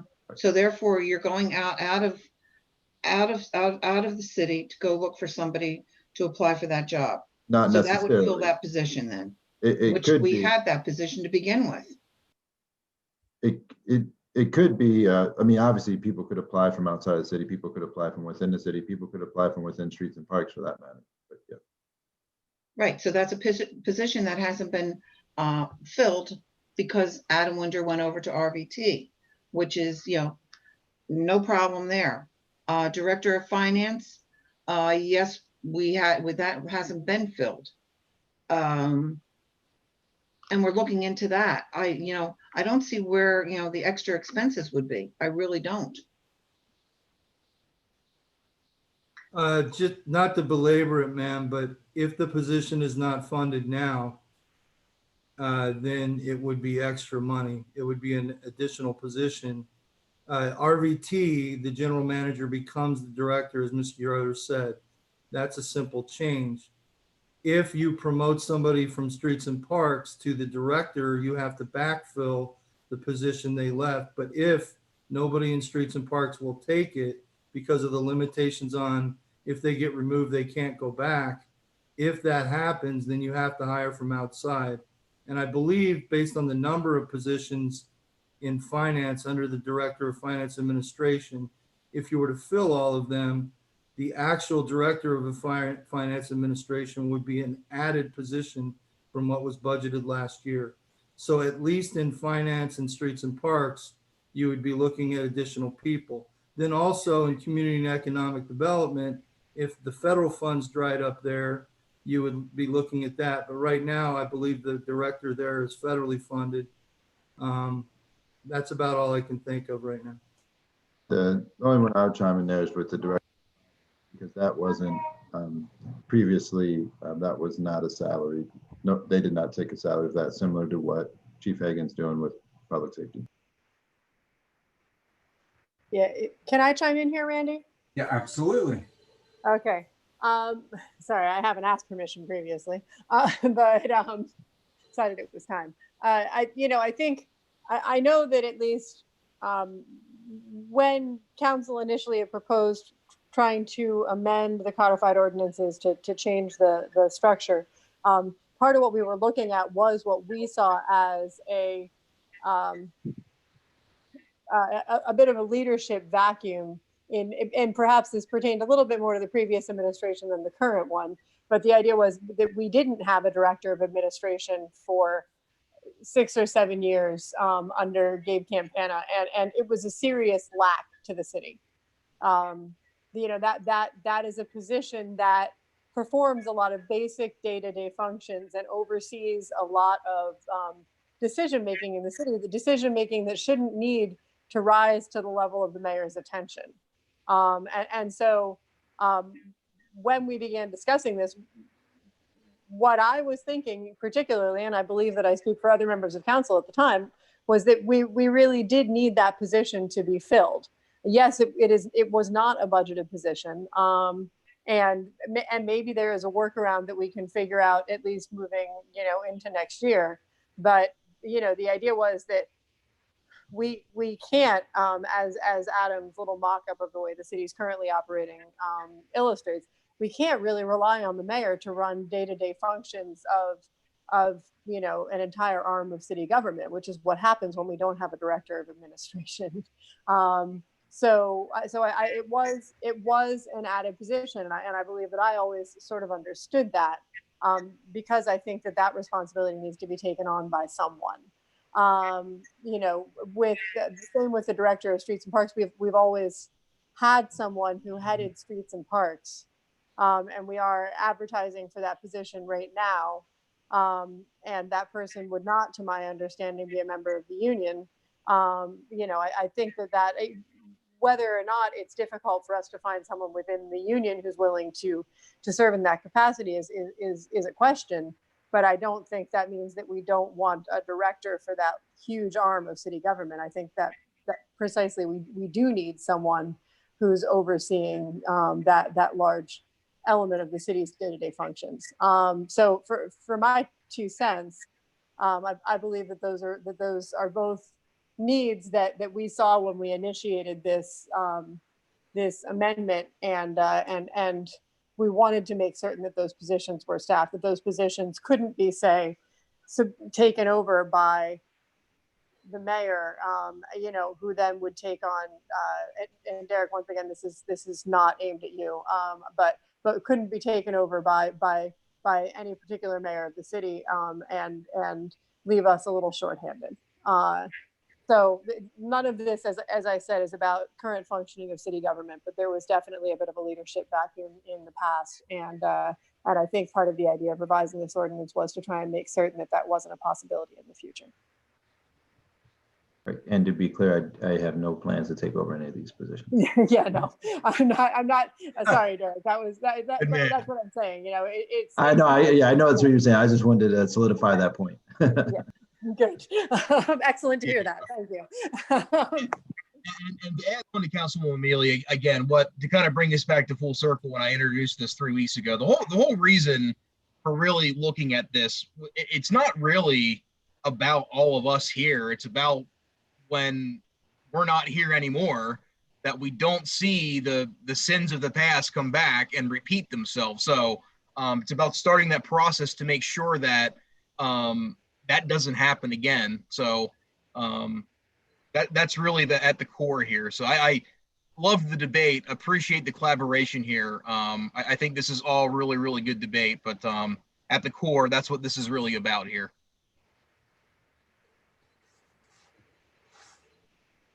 Mr. Banks. And I agree. And on the whole, I'm not trying to gum up the works for you, Mr. Yoder. I was just trying to make sure, we talk a lot about our responsibility to the taxpayer. And I want to make sure that we're have our eyes wide open when we're talking about what this might do to our budget. If we're forced to hire for positions that we need, it's a part of the conversation. Certainly. Mm-hmm. Certainly.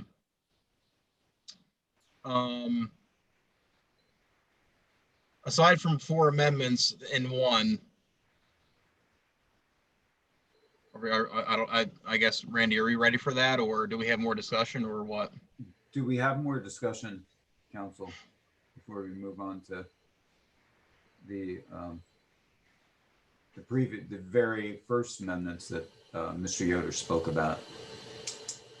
I think there's a concern, perhaps, Mr. Pavlak, would you have a chance, or did you have a chance to analyze any of this? I know you're really busy as far as possible impact, or isn't there enough information there yet? I did look at it.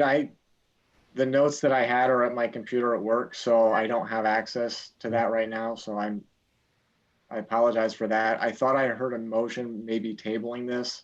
The one comment that I do remember, I think that there's some issues with the numbering. I'm not getting into the positions and how everything else goes through, but numbering was one item that I think that some things got shifted around that may need to be blank or whatever. So we need to look into that. Mr. Pavlak, we will, at the end of the year, when we codify all the ordinances through the year, we'll take care of any numbering issues. Okay, I didn't know if that was a issue now or not. But yeah, other than that, I don't recall. I think most of the things that I saw were items that were discussed earlier. Mhm.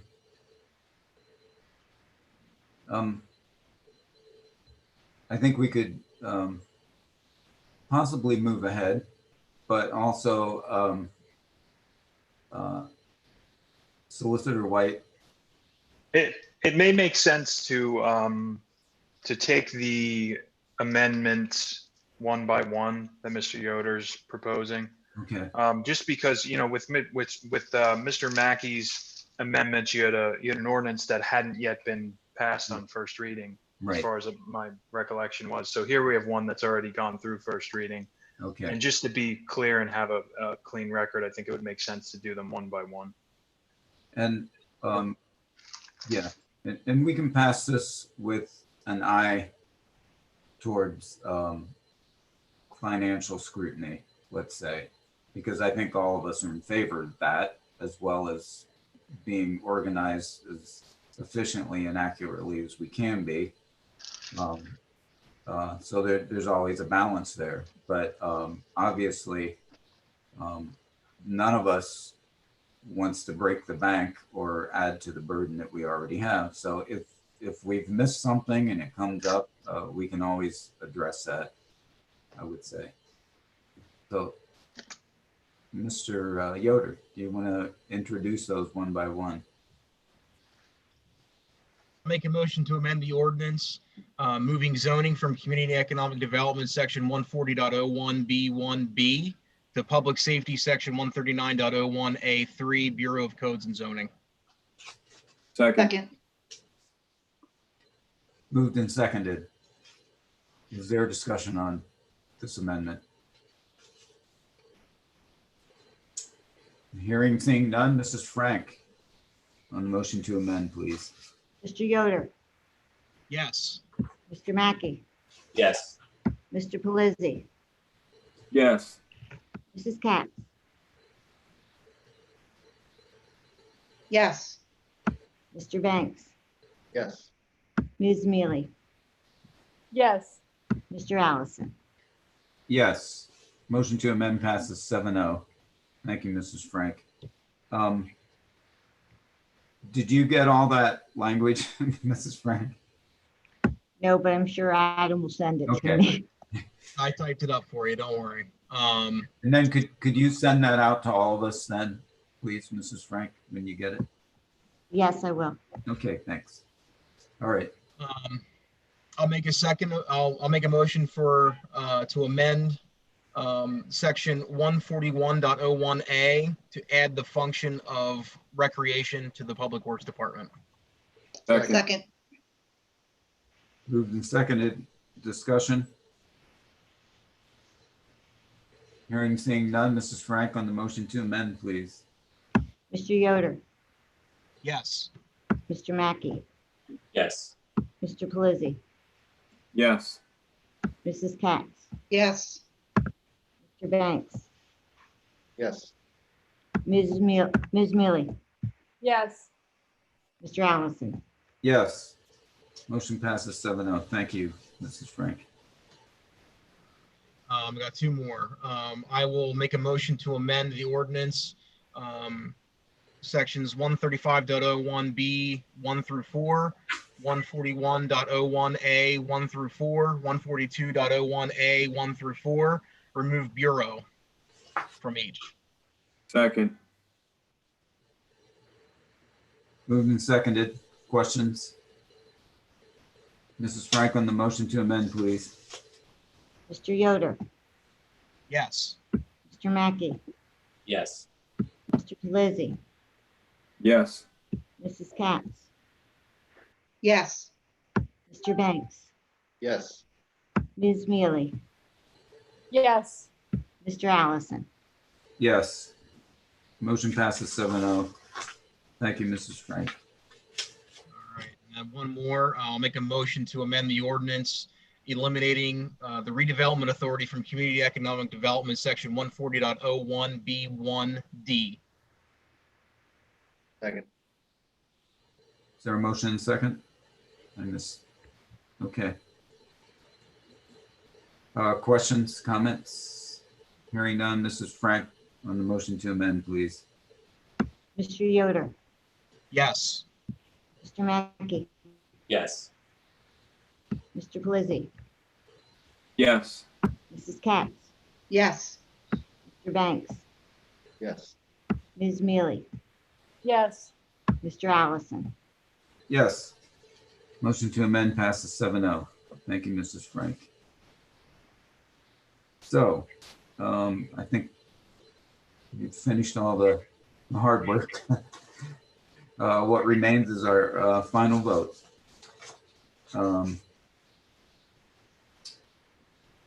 Are there any more questions or comments? Hearing and seeing none, Mrs. Frank on the vote on the ordinance, second reading. Mr. Yoder, Yes. Mr. Mackey, Yes. Mr. Pelisi, Yes. Mrs. Katz, Yes. Mr. Banks, Yes. Ms. Mealy, Yes. Mr. Allison. Yes, motion passes 7-0. Thank you, Mrs. Frank. And thank you, Mr. Yoder and everyone else. It was a very good discussion and interaction. Let's move to item 6 we're at. Would you read that in short form, please, Mrs. Frank?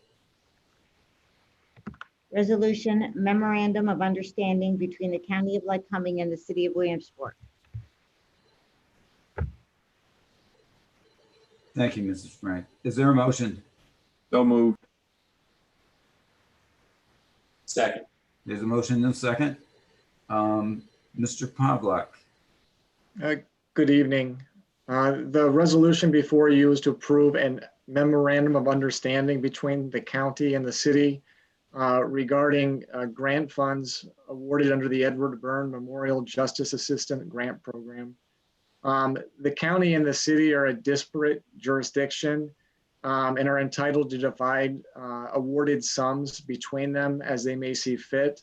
With the funds available currently of $11,483, the county is proposing to use it for training, rechargeable flashlights, camcorders, and stop the bleed kits for county law enforcement departments.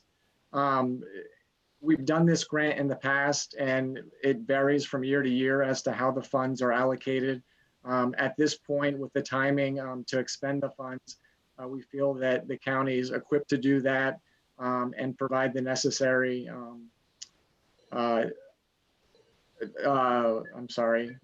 provide the necessary requirements that the grant may require. So with that, we're asking for approval of this memorandum, and it was reviewed by Finance on Tuesday. Thank you, Mr. Pavlak. Ms. Mealy, we've reviewed in Finance. This item was reviewed in Finance and forwarded with a positive recommendation. It's pretty cut and dried. There have been years when we've gotten significantly more funding through this grant than this year. But pretty clearly with $11,000 in play, it seems wisest for one entity to use it on something of need. So Finance forwarded this to the full body of council with positive recommendation. Thank you. Other comments tonight from anyone on council? Hearing and seeing none. Mrs. Frank on the vote, please. Mr. Yoder, Yes. Mr. Mackey, Yes. Mr. Pelisi, Yes. Mrs. Katz, Yes. Mr. Banks, Yes. Ms. Mealy, Yes. Mr. Allison. Yes. Motion passes 7-0. Thank you, Mrs. Frank.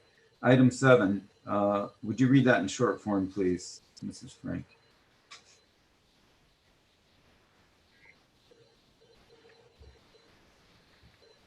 Resolution to approve and renew the partnership with City and Step AmeriCorps for full-time AmeriCorps member in the Recreation Department. Is there a motion? So moved. Second. Motion and second. This was renewed, or I'm sorry, Ms. Drummond is here tonight.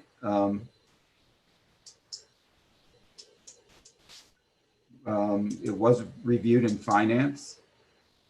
Would you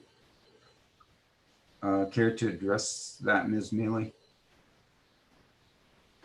Yes, Mr. Allison. We had a robust discussion about this item in finance that centered really around, you know, the city, as we know, has made a bunch of it has made and will be making a bunch of difficult personnel decisions over the next couple of months as we look at the impact of the COVID-19 pandemic. And I think a good chunk of the discussion sort of related to the necessity of adding this position to the recreation department now. The fiscal year of STEP is August to August. However, this particular individual wouldn't really have any functions to perform within the recreation department, which has been mostly shuttered this year due to the pandemic. Wouldn't really have a lot of functionality within the department until January. So the finance department had a bit of discussion, or the finance committee had a bit of discussion surrounding that, and we forwarded it to the full body of council with a number of stipulations and questions of the administration with a positive recommendation. The vote was 2-1. I was the nay vote, and I think that our request from the administration, which would perhaps bear reiteration during the full body of council meeting, but I don't know that there are questions that the administration will be able to answer tonight, related to how we plan to pursue recreation in a post-pandemic world, how we are planning for recreation for 2021 period, how we are budgeting recreation, pool expenses, etc. And I'll actually defer to Mr. Yoder, who I know was writing those points down, and I don't have those notes that I took here with me today. You know, we had a number of items that we wanted to see clarified a little further, and I believe that the administration had indicated its willingness to defer this item until January, and I think that it was in part because the administration understood that those were things that we should address collectively as a council and an administration together before we move forward with the hire in the department. But I will. To that point, to your point about the administration, I did receive a call from the mayor on Wednesday offering to pull this from the agenda. I did leave it on because of the lateness, and we don't want to be in a habit of, once the agenda's published, unless there's a compelling reason to pull it, although we'd be totally in our right to pull it from the agenda. I left it on because I think, as you've referenced, Ms. Mealy, I think there's questions that there has to be some research to get some answers on. Yes, comments from council tonight. Mr. Yoder. Well, to answer Liz's question, I actually left that piece of paper at the office. So Liz hit a lot of the points. And I would just say if the administration has had has reflected and had a change of direction, I would just say, you know, thanks for the collaboration in finance and thanks for listening. It's not a bad thing for the administration to change direction and change their mind. I mean, that's what the committee processes and our procedures are for. So this is how it works. So I would just say thank you for listening, and you know, we'll act accordingly, I suspect. Ms. Katz has a comment first. Mrs. Katz. Yep, I gotta get the mute. Okay. Yeah, when we discussed this at finance, I think we were all, our statement has been, We don't know what to expect next year with the budget, number one. Number two, we've always found this a difficult contract since it always starts in August. And you have 4 to 5 months of somebody really literally doing nothing. And I find, and I think we've always found that a challenge. I know that, they've tried to find work for the person that they've hired, but for me, it's their contract just does not suit what our needs are for the city. Even though it's, not that expensive, it's still, we're still paying somebody for something that I don't think we're getting the use out of. Maybe that sounds very hard, but we have to be very careful where we go financially, even though this isn't a lot of money.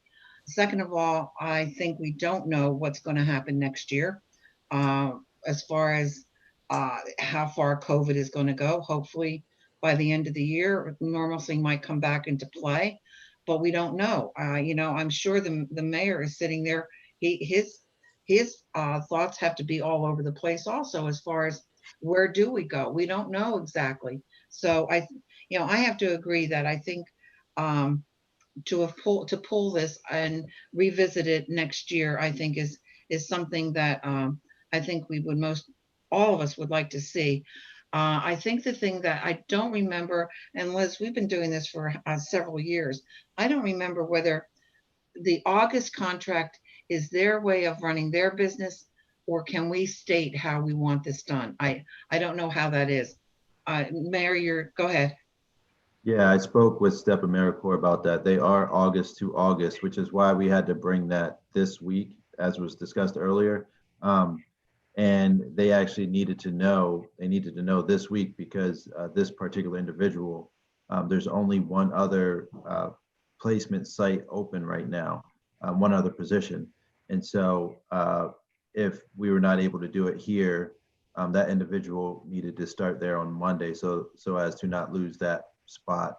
And so it is a catch-22 because since they are August to August, and I'm in complete agreement that obviously we do not know, which is why after we brought it to the committee and had that discussion, and we won't know what January holds. And so that's why, speaking with Council President Allison, I said obviously we're in agreement to revisit it in January. However, if we were to, in the event that all or most of recreation events are on next year, we may or may not get an AmeriCorps. We can definitely revisit it in January, but since they aren't able to adjust their participants, their August to August, it would be nearly midway through their calendar year. So they may have a person, they may not, but it is a catch-22. But I agree on that, which is why we brought it forward. And I did speak with the AmeriCorps coordinator about that. It's a shame from the standpoint of it's a terrific organization, and we do get a good bang for the buck. We really do. It's just a shame that they don't coincide with what our needs are. I mean, we need somebody that starts in February and March to go on for the season. And, again, that's how many months of trying to find work for somebody that there is no work. So, my suggestion is to just drop it until next year and see and address it then.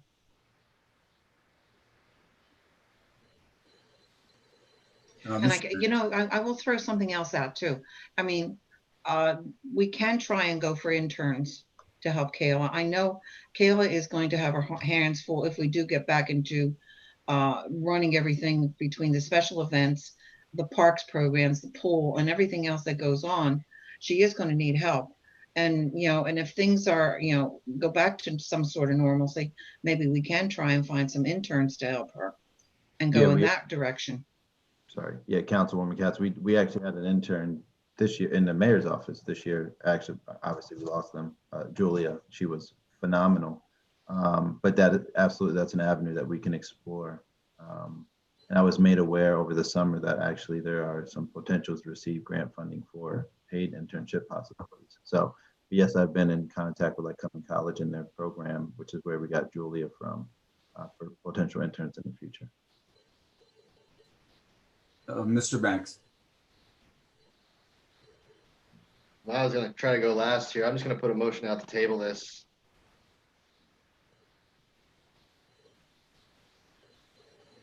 Is there a second on that? Second. Okay, motion and a second to table. We can't discuss the item anymore. Is there a discussion on the motion to table?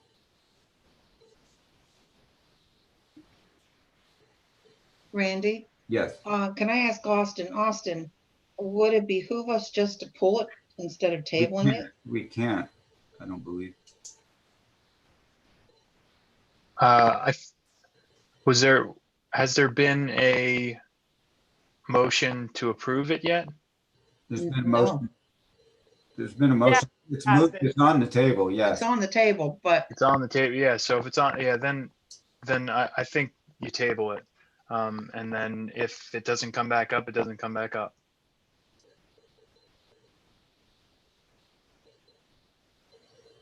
Okay. Mrs. Frank on the motion to table, please. Mr. Yoder, No. Mr. Mackey, Yes. Mr. Pelisi, Yes. Mrs. Katz, yes. Mr. Banks, Yes. Mr. Banks, Yes. Ms. Mealy, Yes. Mr. Allison. Yes. Motion passes. Thank you, Mrs. Frank.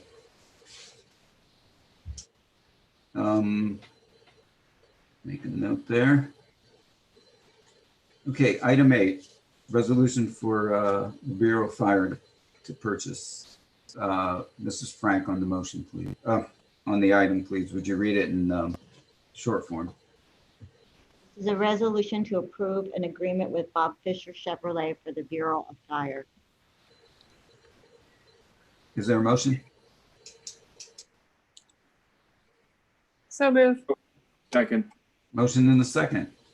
Chief Killian, welcome. Good evening, President Allison, members of council and administration. The resolution before you is to authorize an agreement with Bob Fisher Chevrolet to purchase a 2021 Chevrolet Silverado. This vehicle will be replacing a 2005 Ford Expedition that we received secondhand from the police vehicle over the last approximately 5 or 6 years and is no longer in roadworthy condition. We had planned on replacing the vehicle this year, and that we held off for a few months until inspection time. But once the vehicle was inspected by Streets and Parks, it was deemed unroadworthy. So, as the memo that I provided to council outlines in discussion with the finance committee the other day, I should note that we actually did not budget the amount of $55,000 this year to replace the vehicle.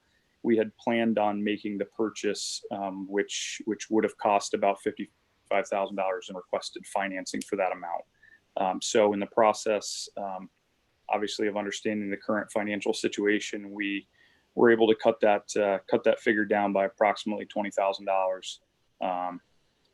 And through some creative work with in-house work and changing the type of vehicle, et cetera.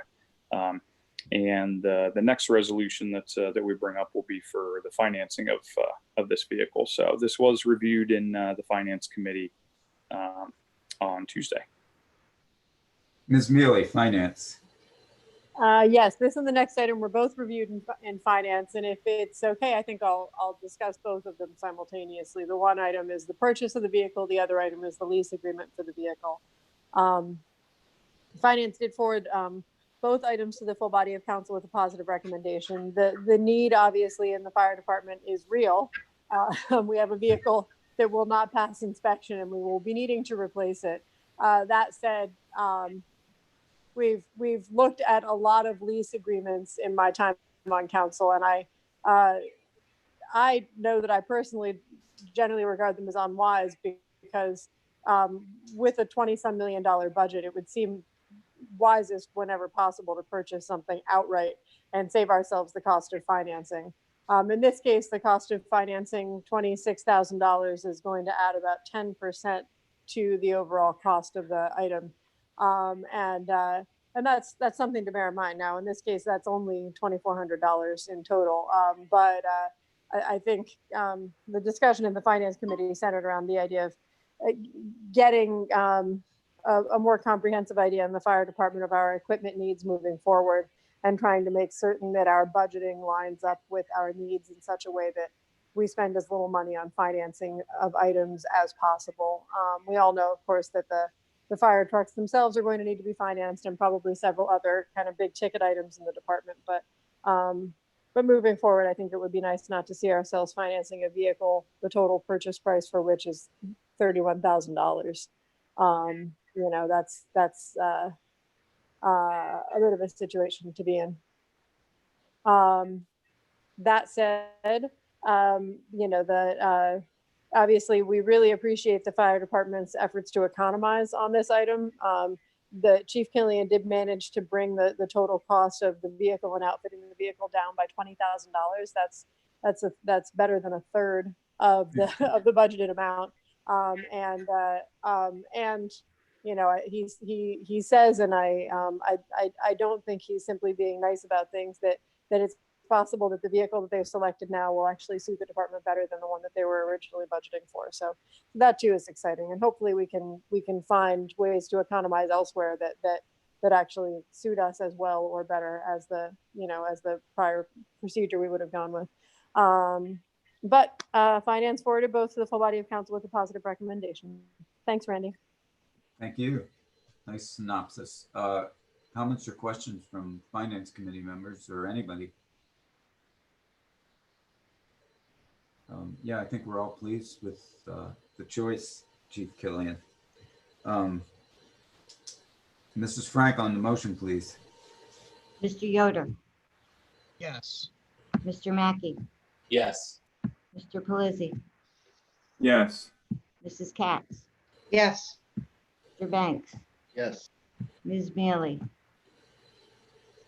Yes. Mr. Allison. Yes, motion passes 7-0. Thank you, Mrs. Frank. And then the companion resolution, would you read that in short form, please? Item 9. Resolution to approve a lease agreement with M&T Bank. Thank you. Is there a motion? So moved. Second. There's a motion and a second, and it was reviewed in finance. Yes, President Allison, that's correct. This was reviewed in finance also, again, with very good discussion with the Finance Committee. And I'll echo that I'm in complete agreement with the Finance Committee in the sense that our utility vehicles per se are smaller vehicle expenditures, which generally range in the $30,000 to $40,000 range, absolutely should be budgeted and planned for ahead and not have to be financed. We're currently undergoing some strategic planning efforts and looking at our apparatus fleet, running some cost analysis, and getting in a position where we can plan for those a few years in advance. The unfortunate part is historically, those types of vehicles in our department have been hand-me-downs or have been used vehicles from other city departments to try to save money. And in the long run, we've ended up with vehicles that are just unroadworthy as this current situation. So, our goal moving forward is to absolutely do a better job planning for these types of purchases. But on the lease specifically, I work with the finance department with Mr. Pavlak on his thoughts regarding the leasing. We did lease our previous command vehicle that was purchased last year through M&T Bank, but I also did reach out to a couple of other banks who did specific municipal leasing programs, and M&T Bank had the lowest interest rates of municipal leases in the ones that we had found. So, as outlined in your packets, the lease agreement includes a $5,000 down payment from our support equipment line item, and then lease payment per year for the next 3 years of no more than $9,749.41. $0.01. And yeah, as you stated, this was reviewed in Finance Committee. Thank you, Chief. Ms. Mealy, any further comments? No, Randy, please shut me up now. This year came to the full body of council with a positive recommendation. Thank you. Any other comments from council members tonight on this item? Hearing none, Mrs. Frank on the motion, please. Mr. Yoder, Yes. Mr. Mackey, Yes.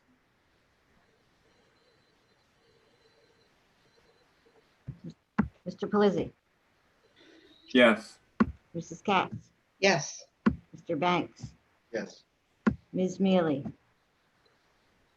Yes. Mr. Allison. Yes, motion passes 7-0. Thank you, Mrs. Frank. Thank you, Chief Killian. We'll move to item 10, certificates of appropriateness from HARB. There's only one item tonight, and it's recommended for approval by HARB. It's 629 West 4th Street, Shelley Irrevocable Trust, and there's a number of repairs they're making.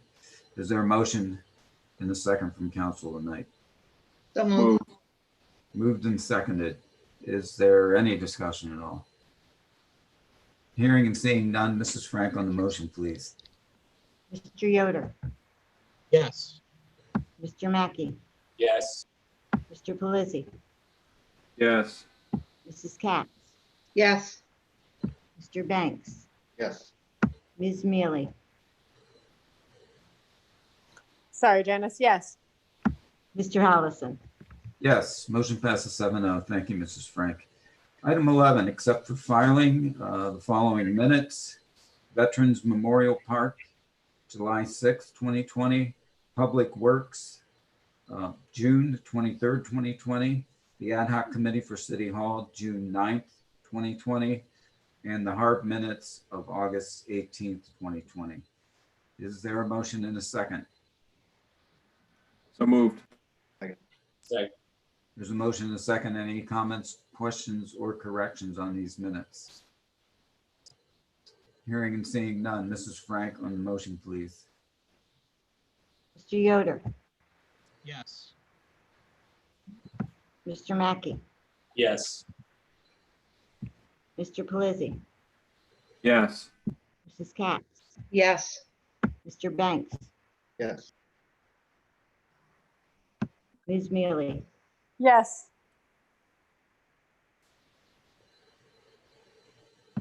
Mr. Allison. Yes, motion passes 7-0. Thank you, Mrs. Frank. Item 12, announcements. Next regularly scheduled city council meeting will be held Thursday, September 10th, 2020, 6:30 p.m. Remotely. Upcoming meetings, Friday, August 28th at 11 a.m. is ERC, 12 p.m. housing needs. Are those going to be meeting? Do we know? I would assume that there will be a housing needs meeting, Randy, per your observation that Mr. Nar has something for the committee, but I've not heard from him Oh, yet. you haven't heard from him yet? Okay. So actually, never mind, Randy. I would assume that those are not going to be meeting because we haven't got the material. Okay. But Janice, you've not heard anything, correct? No, I haven't heard from Mr. Nar. I knew it was something on Habitat, but I didn't hear anything. Right. Yes. Yeah. Well, it can roll out another 2 weeks then, I guess. I wouldn't. We can go ahead and cancel ERC, Janice, because I haven't heard of anything for that. But perhaps we can hang on housing needs until tomorrow and see if Mr. Nar brings anything to our attention. Okay. Okay. Sounds good. Tuesday, September 8th, 11:30 a.m. Public Safety, 1 p.m. Finance meeting, 2:30 p.m. Public Works meeting. Wednesday, September 9th, 3:30 p.m. O&E pension. Then we have our council meeting in September. Any comments tonight from council members? Mr. Yoder. Yeah, I don't know if anybody else here saw, but there was a video floating around the other night of an incident over at Fire Tree Place. I'd just like to thank Mayor Slaughter for his comment. I completely agree with him. Those actions are unacceptable. You know, we've had a lot going on in the community that's very reflective of the nation, and you know, what's happened has been, I think, reflective of the community we have. We've had a lot of very peaceful protests and a lot of people getting hurt and what have you. Everybody seems to have been respectful of one another. These actions don't reflect that. And I'm hopeful that whoever did these are found, and that the individual that was hurt was is okay, and that everything's made right. So again, I agree with the mayor's comment today, and thank you for making that comment. Thank you, Mr. Yoder. Mrs. Katz. On a positive note, it's great to see that the playground is going up in Memorial Park.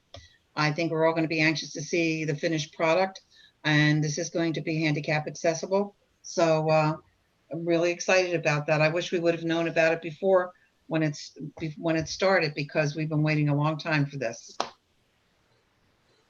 Yes, it has been a long journey, painful at times.